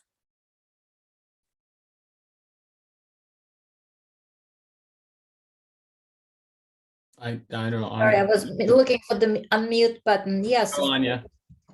of course, the slides will be shared just as long as you send them to me. And also, I just wanted to add that there will be a full evaluation available for your review as well. And as a follow-up to this meeting, I don't know, Molly and Christina, if that's what your questions might be, but there will be also individual county level and tribal level data and summaries of findings available on each jurisdictional level as well in the next couple of weeks.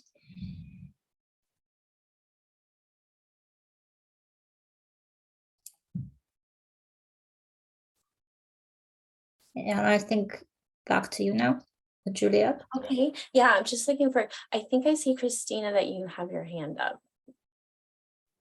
Yeah, well, hi, Juliet and Anna. I'm sorry I was dealing with something for the first few minutes that you were on, but wonderful to see you. And as usual, great work.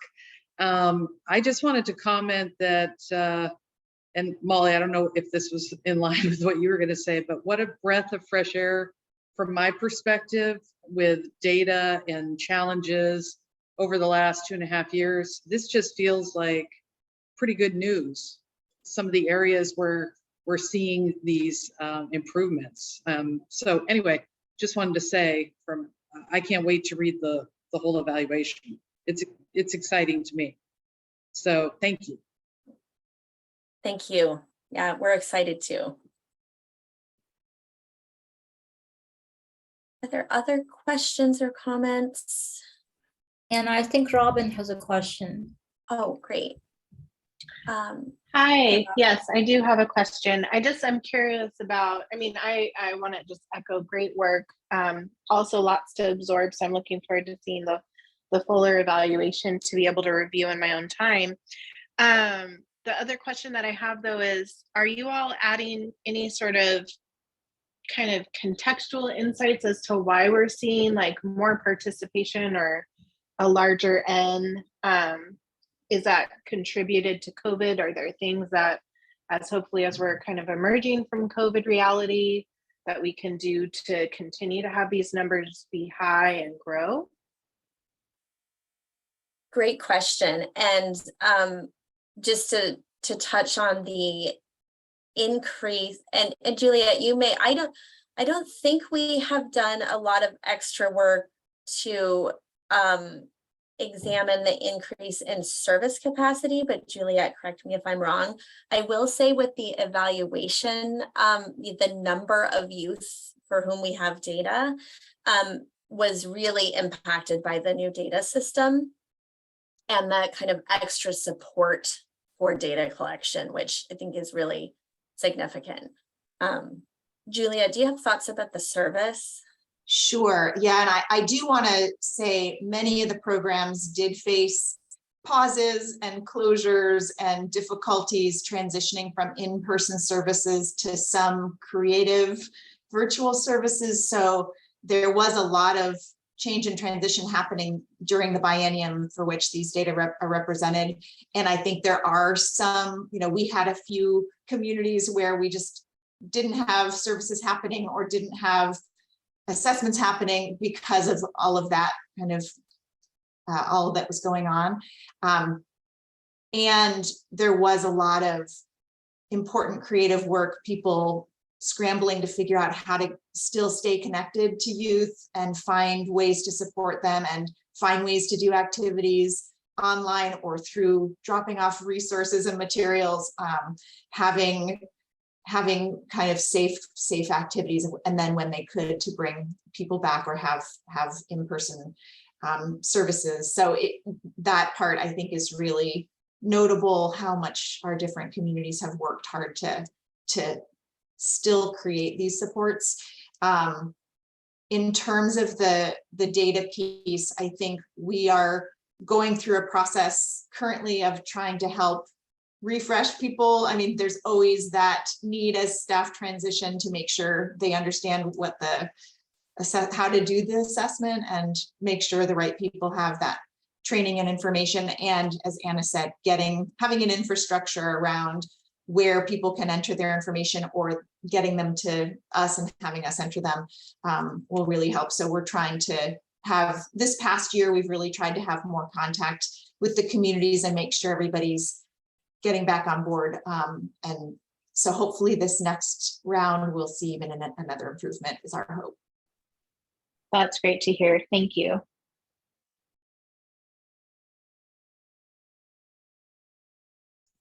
Any other questions or comments or suggestions? I see a question in the chat that Karen asked. We want to be sure not to skip about the cost of JCP per youth relative to health. I don't know if Anya, you have a sense of that, or if we need to. I know I shared some budget numbers about the JCP, and probably there's some math that one might need to do, but it's really low. I think there is a range because some programs are more intensive than others. So the cost per use will be higher than those who are engaged in more generalized prevention efforts. But overall, both counties and tribes get about $6 million per biennium. So it's about $3 million a biennium for technically 45 entities, 36 counties and 9 tribes. Allocation is based on population. So a larger county like Multnomah, Clackamas, Washington will get larger allocations. The minimum grant is $60,000 per biennium. So it's not really expensive. And I wish I could quickly find the file that was a presentation that we used during a legislative session. We've actually calculated an average amount per kid per biennium, not the previous one, but the one earlier. And I think it's as low as about $300. I don't know, Bill, you remember the number? But again, there are some services that are more expensive, and there will be others that are not as spendy as others. But compared to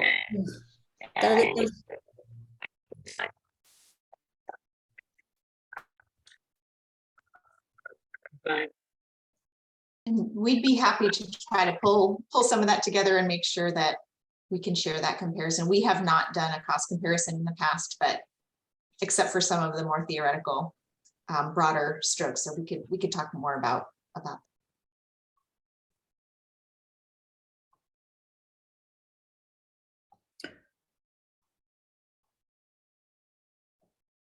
Any other questions or thoughts? I think Molly still has her hand up. Or did you just lower it? No, I wanted to kind of just close out and just really appreciate from the Juvenile Justice Committee and the work. I think Christina put in the chat, there's been a couple things that we've been able to really focus on this biennium. One is the implementation of the data manager. So really getting data focused and to Juliet and Anna to MPC. And the other is the last biennium. There's also been a real strong focus on inter-rater reliability and really training to the JCP. And COVID has done a lot of things, and one of it's given us a little bit of time to reflect and do some work. So I think those two things really kind of start to contribute to increasing the in and the data integrity. So I really appreciate that component of it. And I think the questions that Karen asked are really the next questions we need to be having conversations about. It's been a long time. You all know I've been around a day or two.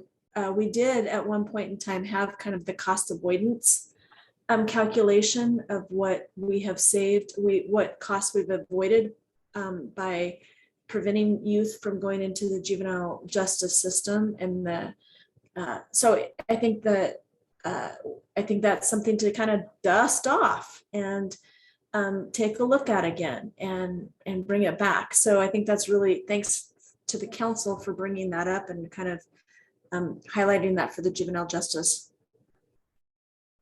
subcommittee to kind of continue to work with NPC on.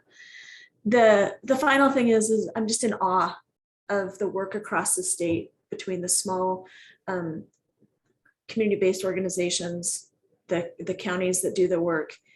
The numbers are pretty phenomenal to show that kids are and youth are being safe and remaining in communities, and our communities are safe. So a lot of good work. So thanks NPC, and thanks Anya for helping us get through that.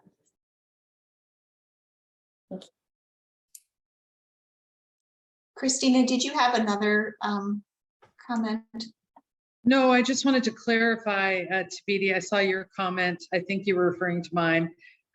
So my theory is really just that we are getting much more skilled across the state, which is having a positive impact on the outcomes that we're seeing. That's my theory.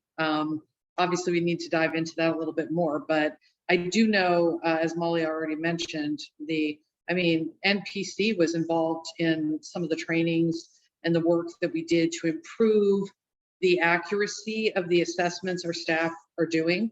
You even we have a community-based provider that does our diversion out in 11 cities and towns. And I remember when we first got them on board 3 years ago, you folks came and they were part of the training. So it hasn't just been juvenile departments training their own staff.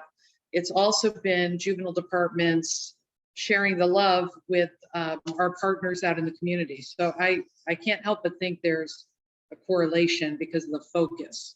I think, Molly, in the last few years, it's one of the things that the juvenile departments have come together in a pretty focused, we're all in this, all hands on deck kind of way. It's been one of the areas that I think of where I think we've made a difference. So anyway, that's my theory. Who knows if I'm right, but I just appreciate any little bit of sunshine. So I'm going to take it.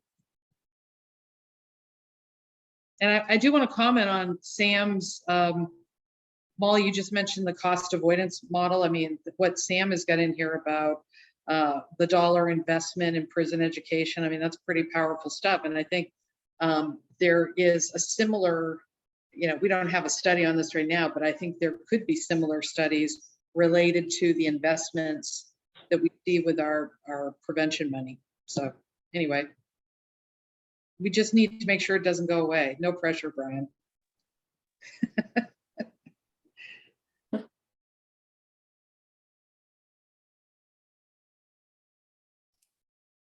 Thank you all so much for your thoughtful comments and your time. It's always fun to come and share these findings with you all. So thank you for having us.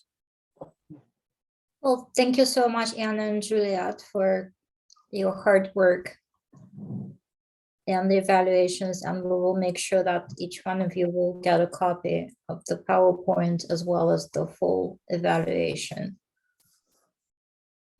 I know we're really behind time right now, so I will be very quick with the federal side of the juvenile justice work that we do. That's related to the state advisory group that you are. Lindsay and I, mostly Lindsay, has been working really diligently on revising the compliance monitoring manual under the request from the Office of Juvenile Justice and Delinquency Prevention. So we've gone through several revisions. We've submitted the manual just about 2 weeks ago, and I'll let Lindsay talk a little bit about that as well. So we're still waiting from the federal office to let us know whether it met the expectation or not. And meeting the expectation is necessary in order for us to receive fiscal year 21 funding, which is still pending. So reminder, all states were put on hold for over a year now to receive the funding. At the same time, we submitted our application and new data sets, both compliance monitoring data and for racial and ethnic disparities, to the federal office, and that's for fiscal year 22. We have not heard back yet either. Lindsay, do you have something that you would like to add to this? It's been a long learning experience. It's good though, yeah, as Anya said. We got pushback on the manual. Ryan and I did sit down together and did a complete overhaul on it, and we are waiting to get an answer on if it's accepted. A lot of states have been accepted, but there are still some that have not, so we are not the only ones. Correct. The latest I heard, there were 41 states that were accepted, but they also, at the time we submitted our revised manual, we didn't hear back for what, almost 2 months from them, because they forgot about us. So we had to kind of do additional revisions in a hurry, but I'm sure it will be all done. And Ryan, that Lindsay mentioned, that's our own Ryan Shams, who used to be our compliance monitor, but now he is the technical assistance provider to the states on behalf of the feds. And but so just an update, we're still in a pending sort of situation, waiting for the A&A, but we'll keep you updated. And that's I think that's it really for us. Molly, would you like to add anything? We haven't met for a couple of months, but looks like our next meeting will be quite full. No, our next meeting will be October 3rd from 1 to 3, and it is going to be full. And yes, anybody's welcome to join us that day. And a call to our committee members from the YDC. It's an important meeting to have a quorum at, so please block that out for October 3rd from 1 to 3. Thank you, Molly. Are there any questions to Molly, Lindsay, me? And it's so wonderful to have Joy with us now, because a lot of the gains that were made in the quality of the data and the number of assessments that were eligible for the evaluation, that's really not just the development of the data manager, it's the maintenance that goes with it. So, and that's kudos go to Lindsay and to Joy and to Tanasia. They've been wonderful helping the system up to speed and help doing all kind of technical assistance to the field. So thank you. But that's the miracle behind more assessments. Hey, Anya, I just wanted to make sure, it's kind of a plug, but I know we've got some conferences coming up. Yes. OJDDA. And so do you just, I know we're short on time, so go quick. I'll just do a quick. So there are at least 2 upcoming. Well, one is the National Coalition for Juvenile Justice Conference on racial and ethnic disparities in the juvenile justice system. And that one is coming up on November 1 and 2 in Louisville, Kentucky. And the second one is by the Office of Juvenile Justice and Delinquency Prevention. And that's a training for state advisory groups, for state agencies, staff, and so forth, very specific to the racial, I'm sorry, I'm messing things up a little bit, to the implementation of the Juvenile Justice and Delinquency Prevention Act and what's expected of states to fulfill. But the location is lovely, and it's going to be in San Diego in December 13th through 15th. So if any of you is interested in attending either of them, please let us know. As state advisory group members, you're eligible to attend, and we will be able to support your travel and registration with the allocation that state advisory groups receive from the feds. And we will send that information out. I'm sure Melissa will help me since she's so kind. Yeah, great. And OJDDA is in a couple of weeks, and I know we've got staff, and oh yes, is going to attend for a day of that. That would be great. So, and yes, with the OJDA, we'll have the chair and the incoming chair, or the president, I'm sorry, Madam President, and which is Molly, and Christina will take over after Molly in a couple of years. It's a wonderful conference. Looking forward to that. That's great. It sounds like there's a theme around some dates for folks to participate in things, and we'll send out information so folks can reflect on their calendars and get back to us with their availability for all these really amazing engagement opportunities. Thank you. Awesome. Is there anything under the kind of state advisory group section of the agenda? I know we're a little bit behind. I think we're done unless somebody else has something to add that I've missed.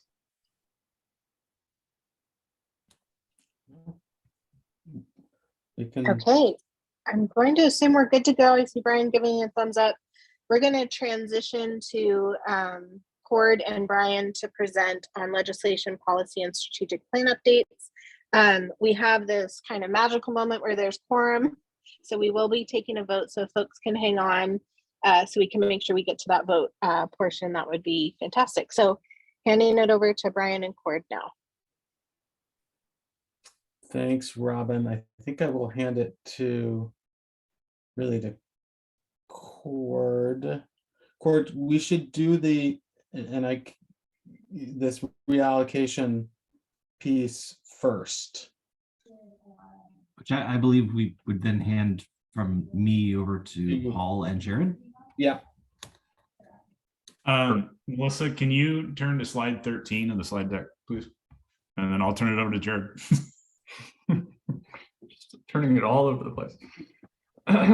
Is this the right slide deck, or is it the another? Yes, that's the right slide deck. That slide will work just fine, I think. This one? Slide 13? No, the one I was on. All right, it's this. It should be the same slide deck we used where Brian's and my presentation. Oh, okay. Yeah, actually, There we go. Yep. Sorry. That's all right. Let me see. There we go. Perfect. You're in the right section now. Thank you. Thank you. There it is. All right. Thanks, Melissa. Thanks, everybody. Jared Shaw, YDD Grant Manager here. And we wanted to talk to you all today about grantee spending and fund reallocation. And really, this relates to our policies and processes to help grantees spend out their funds and make sure that those funds are being properly utilized. And we wanted to present this information to you all today for a few reasons. One is that this is a general part of our grant management processes that happens every biennium that we think we probably haven't shared a ton in the past. So we just wanted to be transparent and put all this information out there for the council and for the public and for our grantees, just to know what we're thinking and what this process looks like. Two is that we already know that there is money that grantees have returned to us and that grantees will probably return to us in the near future. Just for various reasons, they won't be able to spend out their funds. And so we will have money left over at the end of the biennium that we will need to reallocate to other grantees. And three is that we really just wanted to put this to council for approval of the process, just making sure that we actually have this process written down, that we have an internal process that we are all on the same page about, and that everybody is aware. So in terms of an overview of just what we're going to talk about today, one is why do we need these procedures? We'll go over YDD role and responsibilities and our responsibilities as grant managers, and then also just those procedures, what those looks like, what those look like in terms of communications to grantees, identification of grantees that might not be able to spend out their funds or that might be eligible for extra funds, what monitoring of that process looks like, and what ultimately that reallocation looks like. Next slide, please. So the reason we're having this conversation really is that basically sometimes grantees, for various reasons, have issues spending out their entire grant award. And that could be due to a variety of reasons. That could be due to changes in leadership and staffing. That could be due to changes in programming or service models or changes in their goals. Unforeseen circumstances and natural disasters. This is a big one over the last 2 years. Lots of grantees over the last biennium were not able to spend all of their funds due to COVID, due to fires, due to all the disasters that took place over the last biennium. Partnership challenges, sometimes partnerships fall through, and sometimes grantees are just unable to comply with the grant agreement requirements for whatever the reason may be.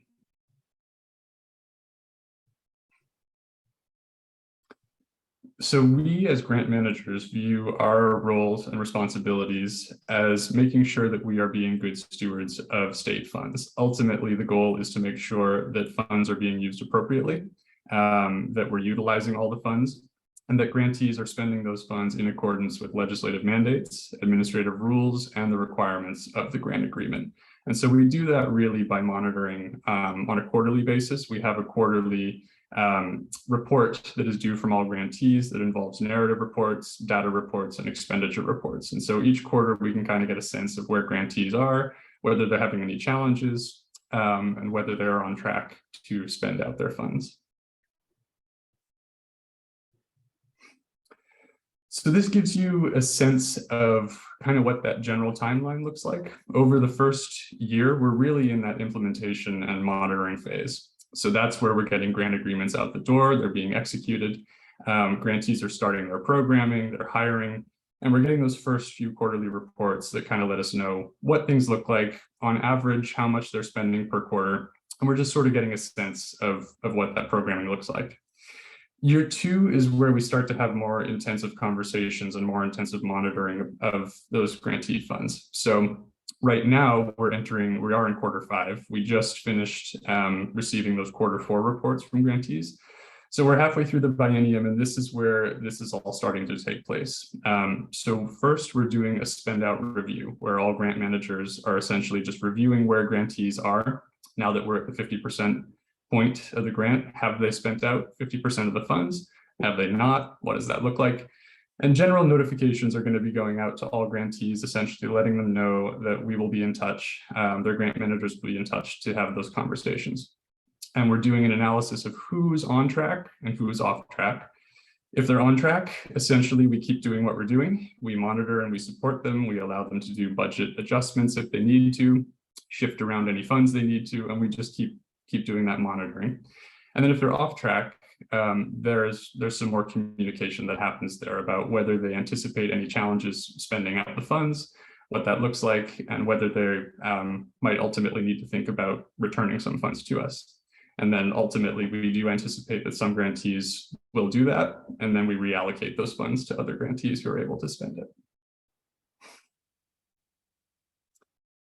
More details on the timeline. So basically from now until about November, we're doing those initial conversations, those communications with grantees, that assessment of whether they're on track or not, and just beginning this process of looking at what reallocation looks like. Moving into the fall, October through about December, we'll be continuing this planning. We'll be doing budget modifications with grantees that need them, and again, continuing to review and monitor with all grantees. And then as we move into the new year and the final 6 months of the grant, that's where we really start having conversations with grantees who are going to say, hey, you know what, we realize we're not going to be able to make use of all these funds, and they'll probably begin returning those to us. We finalize those budgets, and then we start to reallocate. So there's a process where we work with procurement to amend other grant agreements and redistribute funds to other grantees who are able to spend out and who've demonstrated that they have the capacity to do that. So why is this necessary? One is that we currently have returned and unspent funds available. A couple grantees have already returned funds to us, and we anticipate that more will come. So we have to have a plan in place. We're trying to do this a bit earlier than we have in the past. Sometimes there's been sort of a scramble toward the end, so we want to make sure that we are ahead of the game this time. Reallocation of grant funds during the second year has been and is a necessary process to help ensure good stewardship of state funds. Ultimately, again, we view our role as making sure that these funds are spent and they're spent appropriately. And it also supports grantees. We have grantees who come to us at the end and say, hey, we have this need. Are there extra funds available? And if so, we're able to provide that.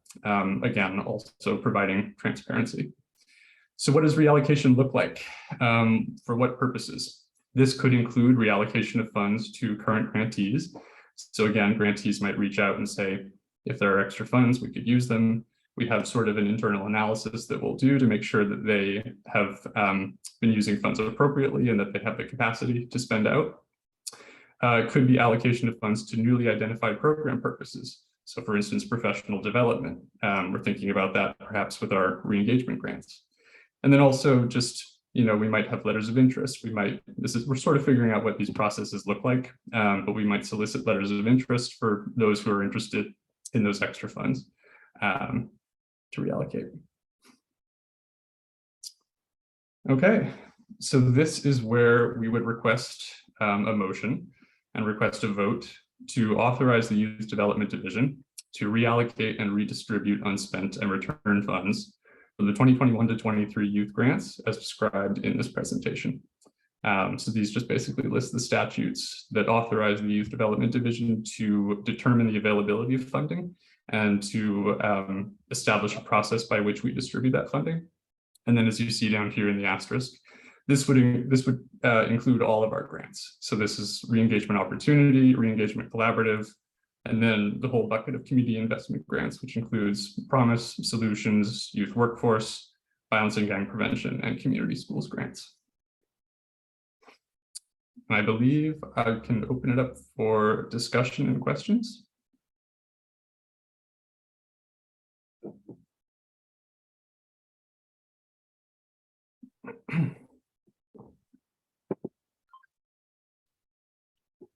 This is Melissa. I see Robin's hand raised and Christina's hand raised. Keeping an eye on the chat as well. Go ahead, Robin. I will just say my hand is raised to put forward a motion, and at the same time, I want to pause and make sure questions or discussions happen as the invitation is open. So if there are questions or discussion that needs to happen, I'll wait before I put forward my motion. Liz, did you have something? Yeah, I have a question, and I don't know if it could be for after, more of just a process question. Does the reallocation of funding go back to the grantee for whom the funding was returned, or is it like a whole new pot of money? I guess I'm just curious of having been in the position of, and sometimes if there's like a delay in contract, like your funding actually doesn't get to you 6 months into the work, and so you can't spend it all, or there's a change in leadership or something happens, I'm like feeling called that that's not on the grantee. And so I don't know, I'm just curious, like, have there been discussions about what the returned funds go back to, or do they just go back out into another funding opportunity? I don't mind. This is Cord Bucher. I can sort of answer that. Maybe with the starting place is that all of the general fund dollars go away as of June 30th, 2023. So the main issue we have to react to is making sure funds are utilized by someone, spent in some way before we have to return them to the state treasury. That's kind of the main consideration. I can turn it over to Jared or Paul, if you want to talk about some of the, I think there's a couple of different options for how the funds might be used if the grantee returns them. We've had a couple of grants that have just fully said we're not going to carry out this work and given us the money back. Yeah. So in those cases, it's different from a grantee saying we just can't spend all the money or demonstrating they can't spend all the money. But I figured I would just make that kind of initial point that the time frame is really the big constraint for us, and then we have to react within that.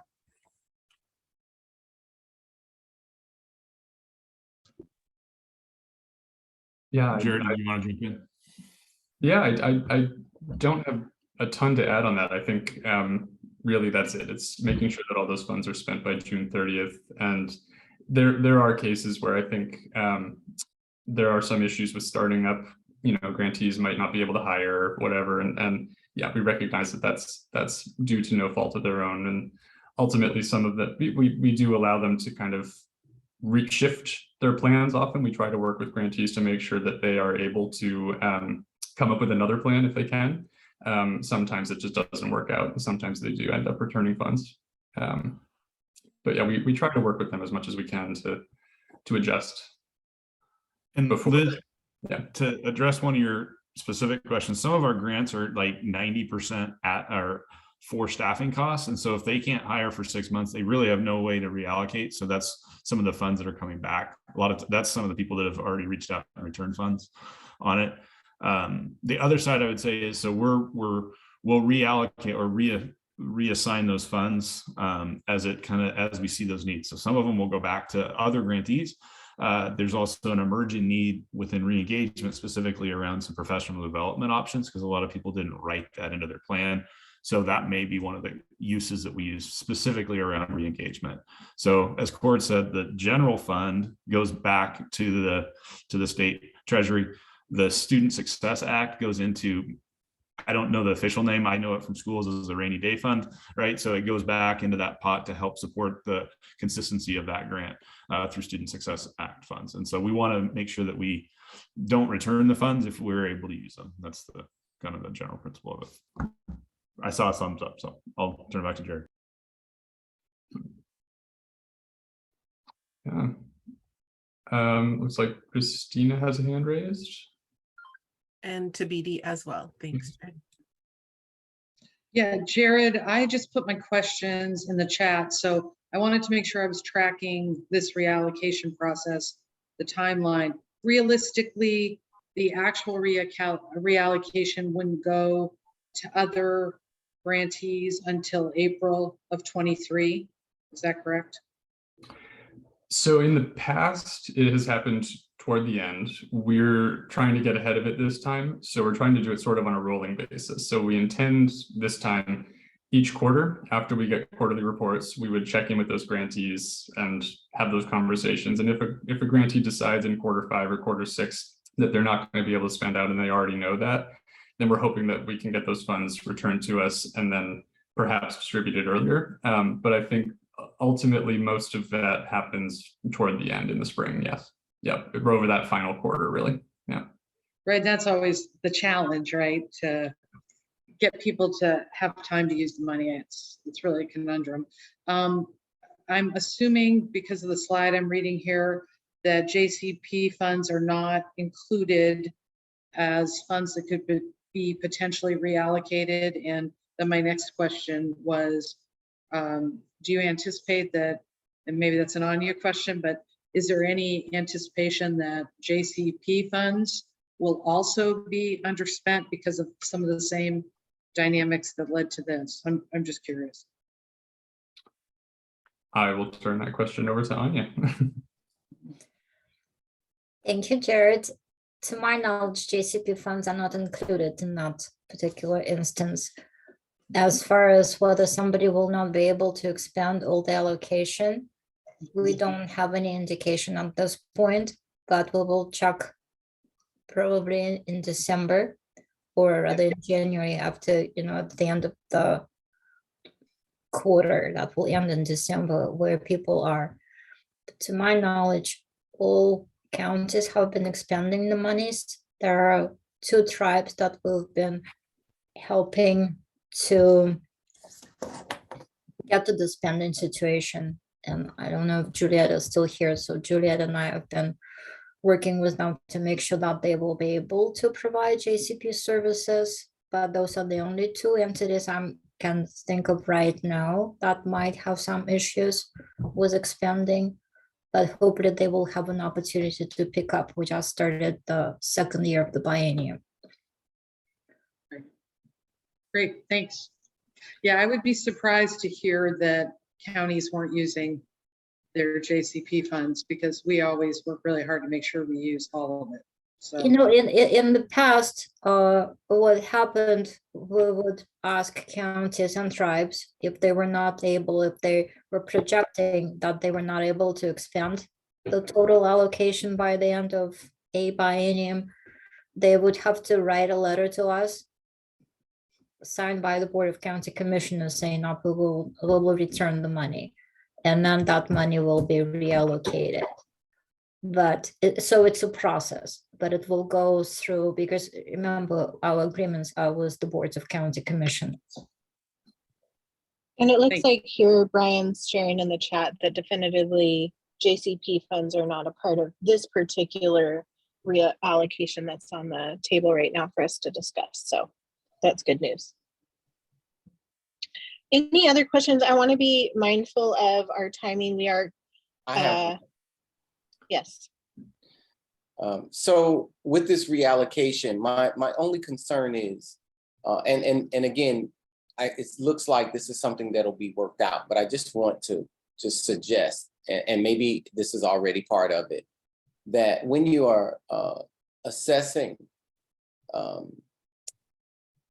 who receives the funds initially, and there may be some that don't quite make the cut, is it possible that those might be put on the, would you be interested if funds become available later, blah, blah, blah, blah, and then perhaps make the first outreach to when, you know, as you become aware of this, to that particular organization, instead of just redistributing it amongst those that have already received what they asked for, or maybe there was someone that got less than what they were going to get, but then you said, okay, you're not going to get it all.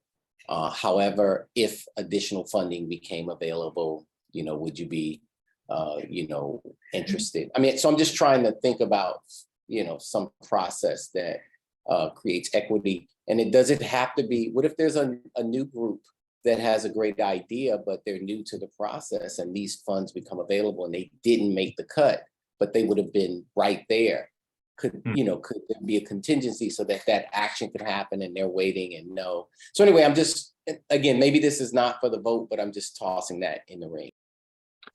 Yeah, no, those are great points, but I can speak to, so particularly the second one that you brought up about grantees who didn't receive their full awards. We do have grantees where the funding essentially ran out when we were giving the awards and we gave them a partial award. And that is something that we're discussing, is going to them and saying, hey, do you still have a need for that full amount?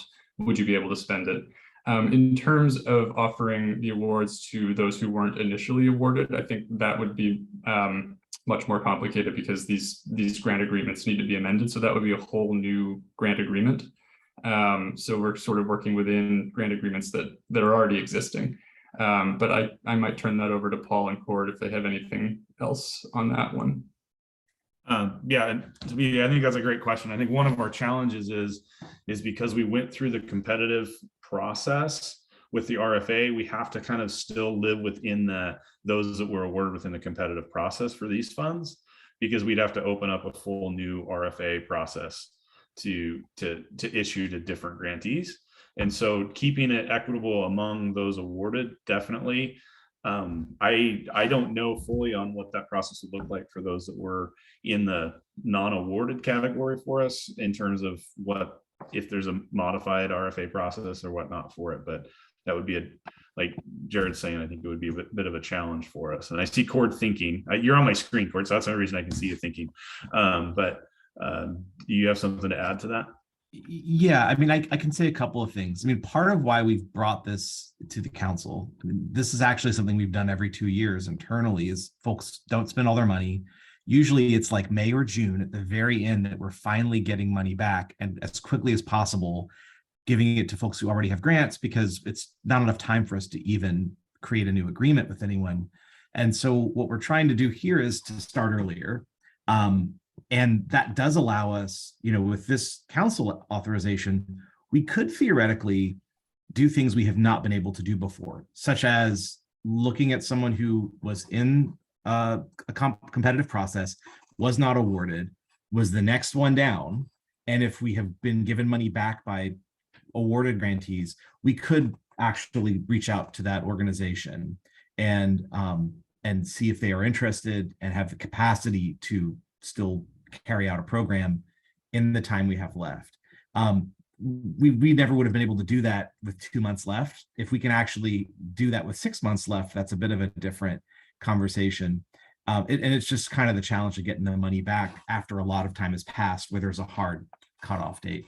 So I think the answer to VD on the question of, like, for folks who did not receive funding, but were in the competition, would be the next to receive it if it became available.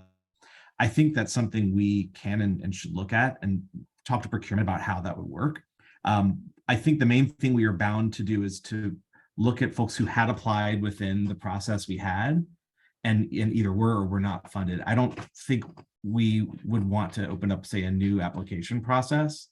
You know, we're starting all over again, just because there isn't time for folks to go through that and then carry out activities. But I think to your suggestion, that's something we can do with this authorization. But I know within re-engagement, where there are funds, that there's a specific need identified, you know, where that would sort of, it might make more sense. There were no re-engagement applicants who were not funded, but there is this emerging need among those organizations. So that's why with those funds, the thought is more, you know, do we want to invest more in this work with the folks that are doing it? And I'm sorry, I just saw a question pop up in the chat. I don't know if that's, yeah, so that's, if they were told at the time funding was awarded, they would be willing. Yeah, so this is actually, that's kind of the question, is there a way that we could incorporate this thinking from the beginning? And so we could actually queue up the folks that are the next 1 or 2 or 3 in line if funding becomes available. And I think the thing we try to balance is not being too aggressive in drawing funds back in. What is really unusual and what's prompted this is we've actually had folks come to us already and say, we can't use this money. That's never happened this early. And so that's kind of what has gotten us thinking, okay, let's be more proactive. Because we have money coming back. We don't want to, kind of back to an earlier point, we want folks to feel like we're partners, not that we're breathing down their neck waiting for them to give us money back. We want them to be successful, to use their funds, but to also make it possible for someone to use them if they know that they can't. So that's how we could maybe in the future prepare unsuccessful applicants is, I think, a really good question to BD. And yeah, nothing is guaranteed. Okay. Okay, folks. So in the what's the word I'm thinking of?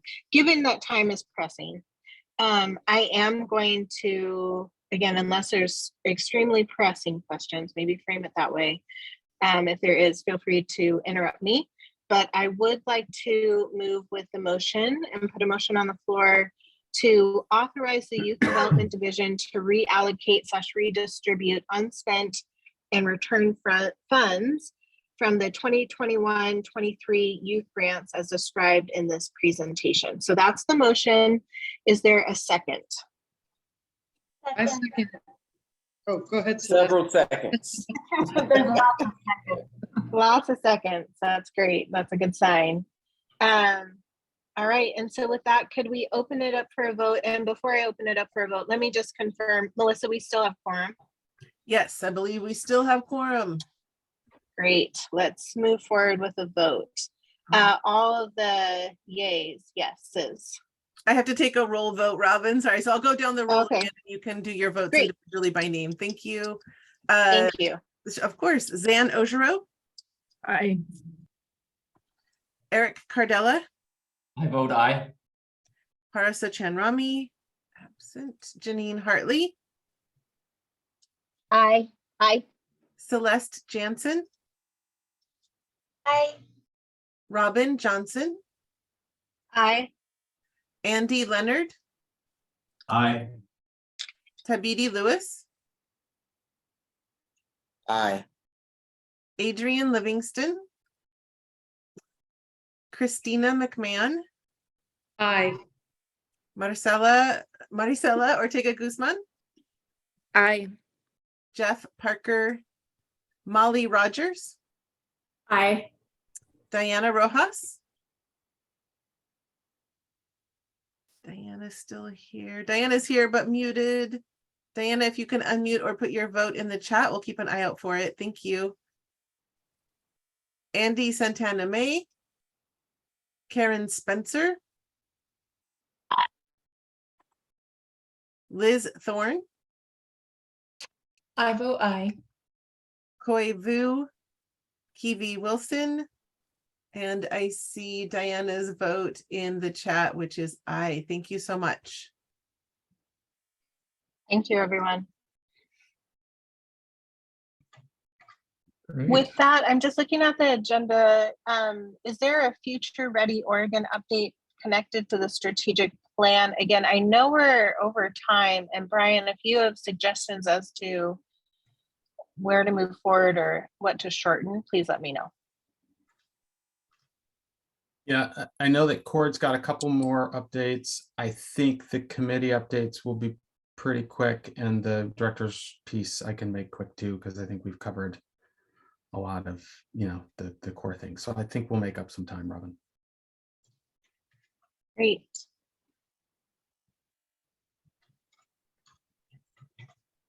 Cord, would you like to step in with updates on the Future Ready Oregon update? Sure. Thank you, Robin. I'm ready to go. Excuse me, with the next slide. All right, this is Cord Bucher, Deputy Director, YDD, with policy and legislative updates. The big update here is on Future Ready Oregon. We wanted to share implementation updates with you all. Future Ready, just a quick refresher, this was funding authorized last spring. YDD received $10 million to be used between now and next biennium for youth workforce programs. We opened our first request for applications in June. That closed in early August, and we're currently reviewing applications. We have award announcements right now. We're hoping to announce awardees before the end of the month. Waiting on one reviewer to finish reviews, and we're going to have our review panels meeting to discuss their scores next week. So I believe we're on track to announce awards in September. Took a little longer than we expected, only because we just spent a little extra time reviewing the eligibility of applications, because there's this additional level of requirements around reporting to the legislature and specific activities named in the legislation. Just a quick breakdown of the applications. 54 applications were submitted. 51 were eligible and reviewed. We had 3 that were disqualified. One was a second applicant from the same organization. We had prohibited multiple applications, and they submitted one anyway. We also had 2 that were disqualified because they were not delivering the required services from the legislation. And so we did provide we had a number of applications where we basically said we need some clarity here to make sure this meets the requirements, and provided ample time for folks to respond, and most of them did, and addressed any questions that we had about their activities, primarily around paid work experiences for youth. We just wanted to really ensure that all the requirements, legal and otherwise, were met, and generally folks were responsive. $6.7 million in eligible requests for funding. We're planning to award $3.1 million in the first round, so there's a significantly higher amount of funding being sought than we plan to make awards with. So we do expect to have a lot of folks that, we'll probably have some conversations about the next round of applications and other future funding opportunities, because we know there's a lot of really strong proposals, but just not enough funding for all of them. We've again used our regional award model that we've used in other recent grants. Using the regional solutions areas of the state, 10 of 11 of these areas have at least one application, meaning that at least one award will be made to each of those regions as long as the score is above the minimum threshold. And next slide, please.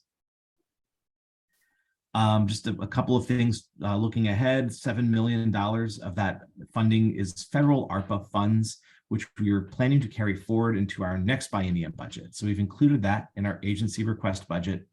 And that was the initial plan with Future Ready, is to use state funds for the remainder of this current biennium and then shift to using federal relief funds in the next 2 years. The second round application for Future Ready is planned for launch in late 2022.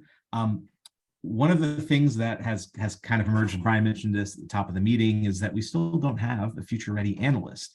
And so one thing I'm considering is I think it's important for this new person to be deeply involved in the second round of the award process and to actually be able to contribute to the improvements for that, as well as being involved in the RFA process and the review of the applications. And because that position is unlikely to be filled before, hopefully by November, but we want to give that person time to onboard. So our initial plan was to quickly launch a second round, but that date right now is, I think, going to transition as we know when we have this person in place so that they can really be fully involved in the second round application process. Next slide, please. All right. Thank you, Eric. I see your message there. Thank you for being with us today. That's all I have to say about Future Ready. We actually have another update we're going to give to the governor tomorrow. We're going to go into more detail about our applications. And one of the questions that we're also going to be answering is, what is our plan for identifying legislative champions to keep Future Ready going forward? And that's what I'm going to move on to with this slide. I'll pause for a second in case there are any questions on Future Ready. I do see a couple of hands, but I think those are from the last set of questions. No, it's okay. Just want to make sure. So the elections coming up in November are going to bring significant change to the legislature, and we'll have a new governor. And so we're really waiting to have a clearer picture after November to get a sense of what the new governor's priorities are. We are doing some outreach to some of our past legislative champions, but a few folks who have been really strong supporters of our work have either left or will be leaving the legislature after this election. So we need to work on identifying new legislative champions for YDD generally, and really building understanding of Future Ready for folks who are not familiar with it. And of course, we're going to be looking at, with the new governor, probably new priorities around education, youth development, and of course, agency budgets. Hopefully, by our next council meeting, we'll be able to provide a little bit more clarity about what we anticipate. So we right now, we're just kind of in wait and see mode. We do have a legislative concept. We've shared a bit of information about that. Essentially, we've proposed some updates to the Youth Development Division and Council statutes. Primarily, the division statutes really don't say anything about the division beyond that we exist and that we do work towards the purpose of the council and directed by the council and the Youth Development Director. We wanted to actually start to name some of the responsibilities that the division has in statute to clarify our role around things like our administration of grants, our work, on compliance monitoring, which are things that the council has often, a role in either making rules on or authorizing through council votes and actions. But we thought it would be helpful to just really begin to build out a definition of the division in statute. And so that's really what we worked on. There are some other updates to language that we've made in there. That legislative concept is going to potentially be something that would be put forward with the new governor.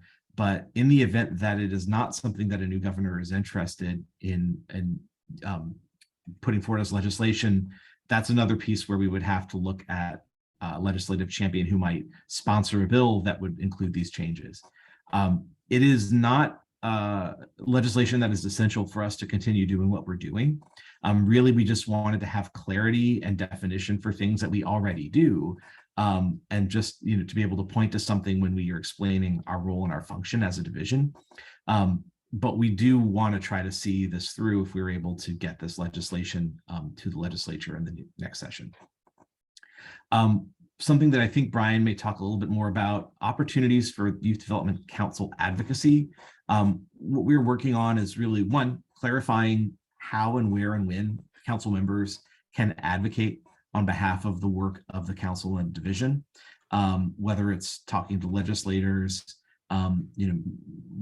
generally like, acting either as an individual or as a council member. We're going to be developing, I think, something like a toolkit, and providing some information on grantees in your area. The community engagement will be a great opportunity for you to get more connected with youth development grantees in your community.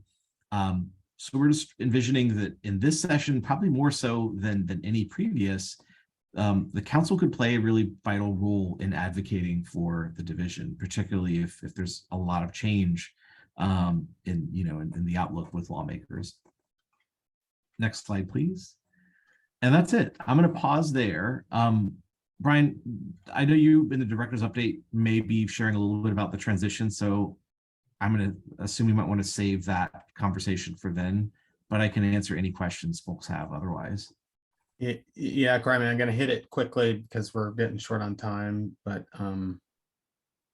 yeah, folks, I mean, if there are questions folks have about or comments about transition, governor transition, etc., it probably wouldn't hurt to get them out now. So it's because, yeah, we got 25 minutes, so we got to keep moving. Cool. I will just go ahead and very quickly provide a strategic plan update. Next slide, please. Just going to flash the strategic plan overview and work plan here. This is a document we've shared before. We are still working on our strategic plan. We're still making progress. Looking at this, when I was updating it for this meeting, there are a couple of new things on here, particularly around some work we've done to align our federal JDP funds with community investment grant making, as well as just future ready, really becoming this burgeoning collaboration with other agencies. I just wanted to put this there to say first, we are still tracking, we're still working on the strategic plan. Can we jump to the next slide, please? I mean, essentially, we just wanted to just quickly let folks know that the achievements that we have made in carrying out the different actions in our plan have an impact.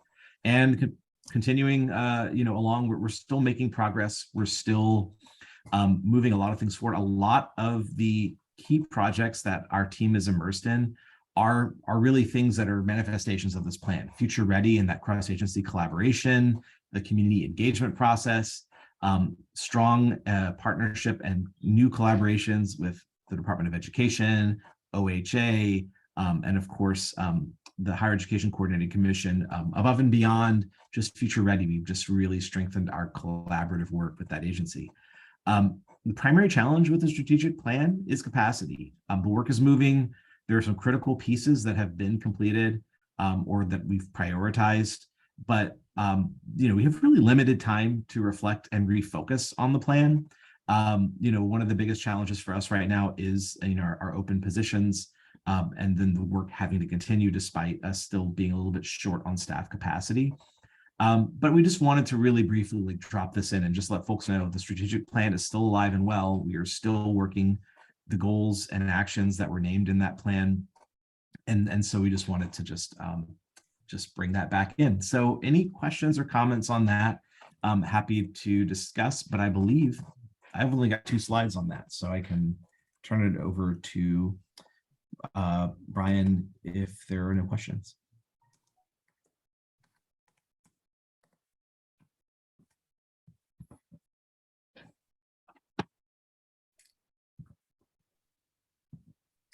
Is it to me now, or where are we? I can't see if there are hands raised personally, but I think we're okay.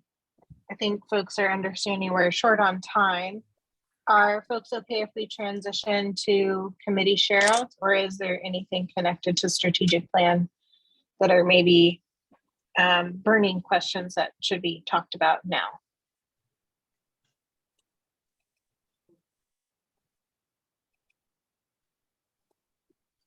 All right.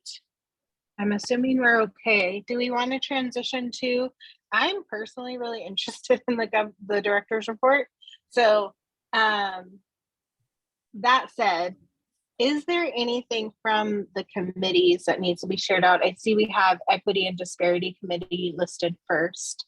I will admit I have not been present at the last meeting due to job transitions on my end. So maybe some of my fellow committee members can chime in if there is anything to share out.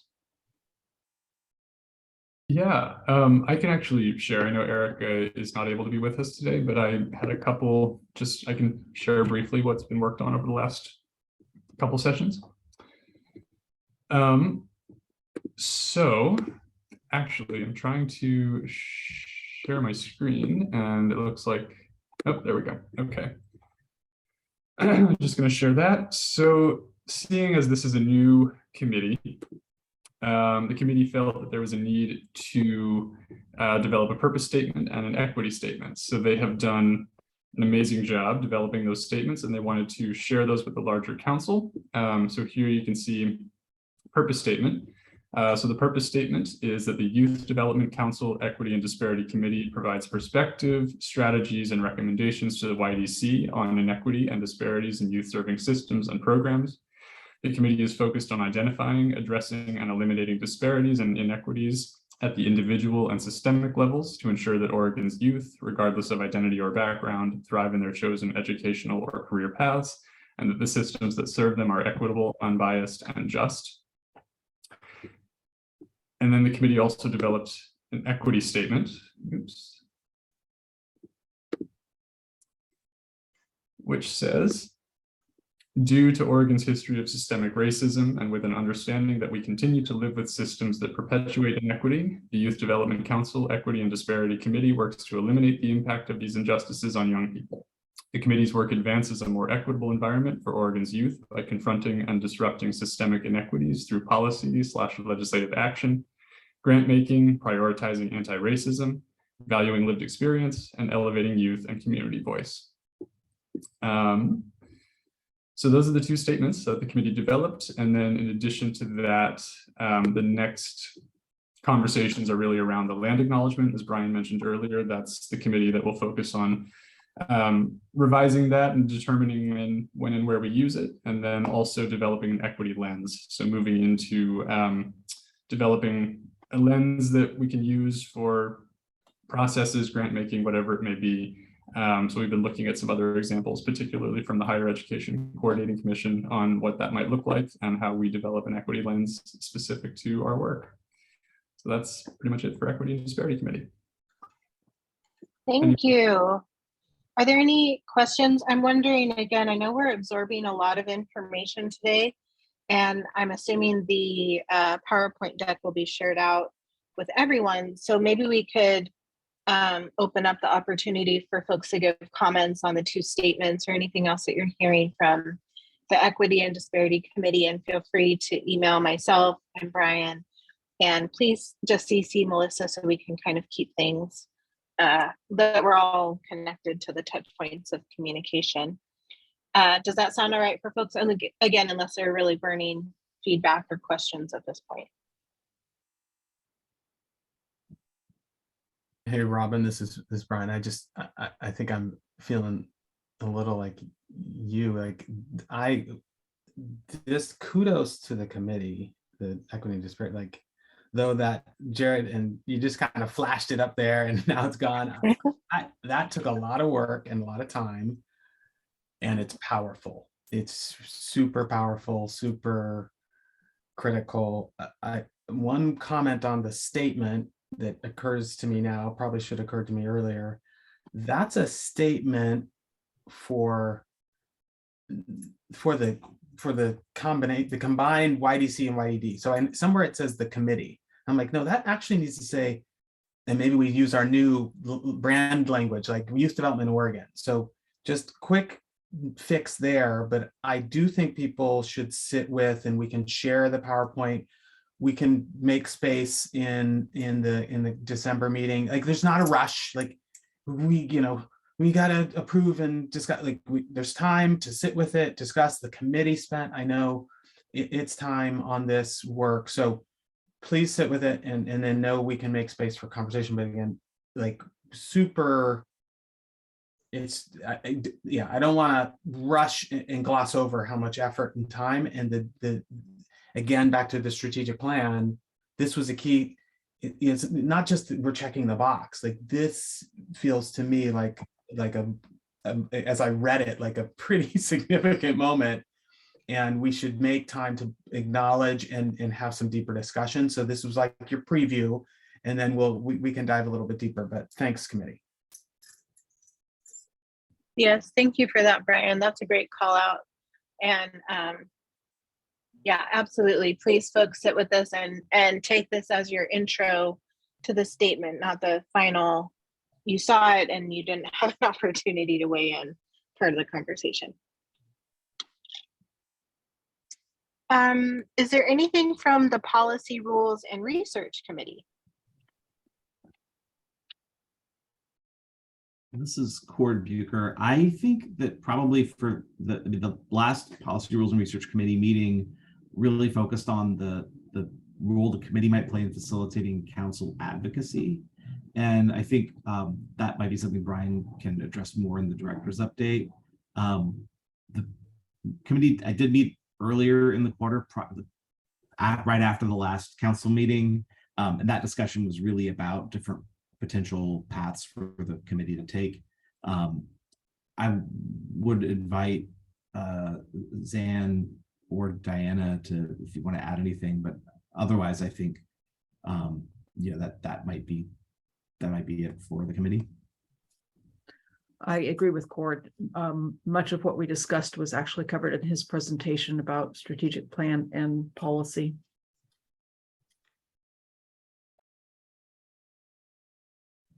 Fantastic. Anyone else for Policy, Rules, and Research?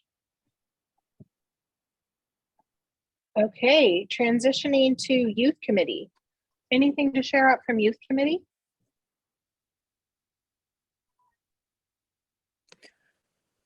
We don't have anything specific to share. I know I didn't see Abraham in this meeting. Spoke to Abe. We were working on getting a youth subcommittee meeting scheduled, and we're still in the process of recruiting youth.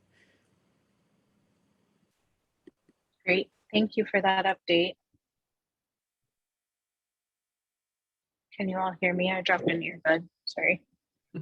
We can hear you, Robin, thank you. Okay. All right, so with that, we have a little less than 15 minutes left. Brian, I'm going to hand it over to you for a director's report. Thank you. I will see wow, lot covered. And yeah, just feeling like there's a lot of work happening and you're all a part of it. So thank you. So one of the things I wanted to focus on was some conversation actually at the last Policy, Rules, and Research Committee around kind of governor candidate engagement, just to get back to the full council about a suggestion that was made about, hey, would it be possible or a good idea for council to engage governor candidates?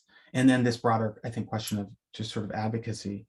And so I've kind of looked at and thought a little bit about the governor's race specifically and the candidates. And after careful consideration, I think that we've got to understand our role. Well, you as a council need to understand your role as state commission members. We're a council, but state board, commission, council, and political activity. Obviously, there's rules around that govern that, and ethical rules that we've got to be really smart about.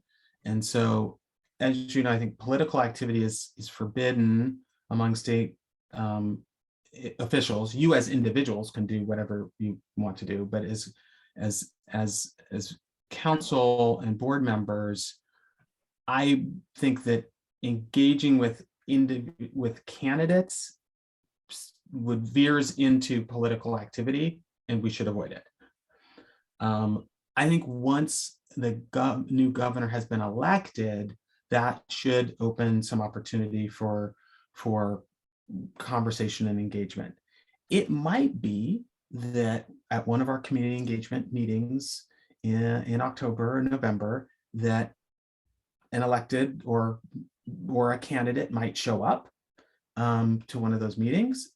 Great. I think we would welcome that engagement, and we would, I think, need to just be smart about how the conversation we have, and we're there to have a big meeting with a bunch of stakeholders anyway, and so we probably wouldn't spend a lot of time with any one individual, but introducing ourselves and kind of saying who we are and what we're up to, what our role is within the context of that meeting would be just fine. But again, I believe that based on the ethical and statutory considerations, we should not be doing any direct meetings as a council with candidates. So just want to be clear on that. Frankly, too, I think candidates probably, given that we're only now a couple months out from election, are probably not gonna spend time, and will be careful about any conversations they have with state agency folks or agency representatives or those, on boards and commissions. I could be wrong. I'm not a political consultant, but that seems unlikely. So what we can do, I think, is advocate as a group. And so your attendance, at community engagement meetings would be great. We can figure that out. When the budget period comes, gets set, and when the session opens, I think letters of support and testimony about our budget, totally spot on. And then again, as we get through elections and have certain results, I think there may be opportunities for more conversations. But again, we'll want to be unified, if you will, and the council will want to be unified about any of those kinds of conversations, which is to say, we maybe an elected governor, I kind of doubt it, but hey, maybe an elected governor might want to attend a YDC meeting, like to learn about what's happening. You all know better than me whether that's ever happened in the past, but that might be something where somebody could learn in a public meeting kind of context about the work. So we'll watch that as it goes forward. We'll, as Cord just articulated, I think, do some work to make sure you have the schedule of engagement meetings, that we put together some kind of toolkit so we can have a clear strategy around engagement for the new year and the legislative session. So those are just some quick pieces for me around advocacy and governor's race. A couple of other quick notes, because again, I know we're right up against it. Strategic plan. I appreciate Cord mentioning the plan and the things that have been accomplished. The placemat, as we refer to it, we'll make sure to distribute. But it's clear to me that we're getting to the point where we need to spend a little more focused time on that, some kind of refresh, some kind of retreat or something. So we've got tons going on, as you all do, I know, and we'll give advance notice, to as much advance notice as we can. But I think, and I recognize that it's, a lot has been accomplished. It'd be great for us to reflect in a longer conversation about that, but then also to say, okay, what do the next couple of years look like? So we'll kind of put that on the to-do list to get something figured out. Maybe after legislative session. I mean, I don't want to pretend that we're actually going to try to do something in, February, March. We're going to be super busy.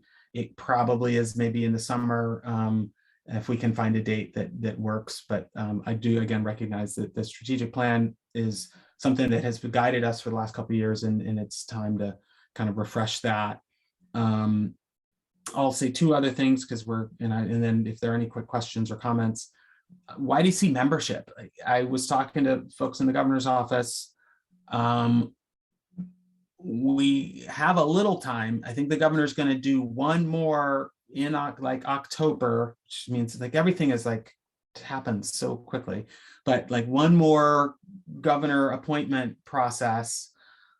And, we've got a couple of members who've like transitioned to some point that Christina made, like we've got 2 council members who've moved into state jobs, which means I tried to keep them on the council, but they're non-voting now. So, and Maricela's point, we need to add some youth. You see the numbers are kind of dwindling even as we get towards noon. So I recognize, again, we've got to add some new members. So we're going to try to make a push here. If you have ideas or suggestions, email me, Melissa, feel free to include Robin. If we can get 2 or 3 people in, it would be better than none, given that the governor has one more shot at appointments.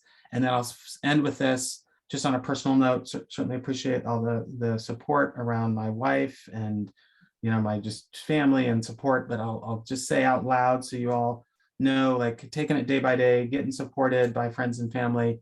There is a celebration of life for my now past wife, Catherine, on October 2nd, Sunday, October 2nd, 2 p.m. here in Portland at Mount Tabor. It's an open, come as you, if you want event. That's why I'm telling you, no pressure. I'm just telling you when it is. So if you decided you wanted to be there, you could, and if you decide otherwise, no problem. But I know I've seen obviously some folks that I've had some connection and relationship over time. So I figured I'd just tell you all in one fell swoop. All right, that's the director's update that we have time for. If you ever have any other questions, you can email me or call me and we can spend more time individually. So any comments or questions on what I've said? I have a question around recruiting more folks to the actual council. Is there an opportunity to maximize around what's happening at the federal level around reproductive rights? Like, is there any sort of spin we can do to create a sense of urgency to get folks more engaged now, maybe than they would have thought of in the past? And maybe those are some talking points we can develop offline as far as how to recruit and how to especially engage youth. But that's just an idea. I just know that there's a lot going on at the national level that we could be maybe putting our spin on it from the youth development division. Yeah, something to think about. I think I hear you saying, like, what's the hook? What's the compelling, this Future Ready Oregon piece that's happening is a big accomplishment that it may be, and not that I think people on the ground may not know much about Future Ready Oregon, but maybe they do. But yeah, Robin, I'd be excited to talk to you more about that. And if others, have ideas. We have a short window in which we can get the current governor to do something. We can into 2023 and beyond. There'll be more opportunity, but it's going to be a whole new ballgame. And my guess is we're going to be in more of a holding pattern before they kind of get their sea legs under them. So ideas like that's great. Great, love it. All right, looking at the agenda, hopefully I didn't get left out. Hold on, sorry folks. Yeah, any public comment, probably, right? I don't know. Yeah, Melissa, do we have anyone in the public comment space who's signed up? And if you haven't, that would be my reminder to you all. Thank you, Robin. This is Melissa. We do not have anyone from the public attending at this time. So there's no one for public comment. Great. So it sounds like, again, there's an opportunity for folks to see some of these upcoming calendar invites, whether it's community meetings or to reflect on some of the documents that have been shared, the data, the researched even out of the equity committee around their commitment statement, their thoughts on land acknowledgement and otherwise. So we'll be sending those out. Please do take a moment to reflect on your calendar and where you have availability to show up to some of these YDD opportunities for community engagement and otherwise. And let us know. Please feel free to, again, message Melissa and Brian with your availability. And if there aren't any other comments, I'll just pause for a moment. We'll adjourn, but let me pause for if there are any other questions or comments as we close out the meeting.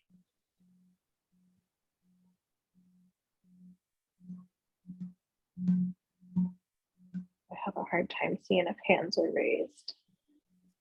This is Melissa. Checking the I don't see any hands or anything in the chat.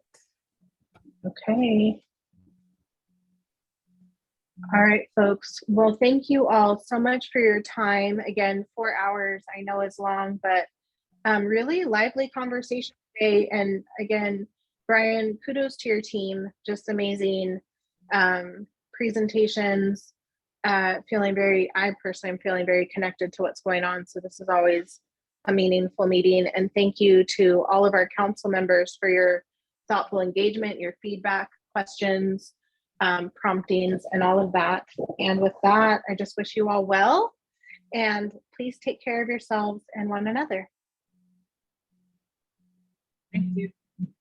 All right. Thank you, everyone. Have a great day. Thanks all. Bye-bye.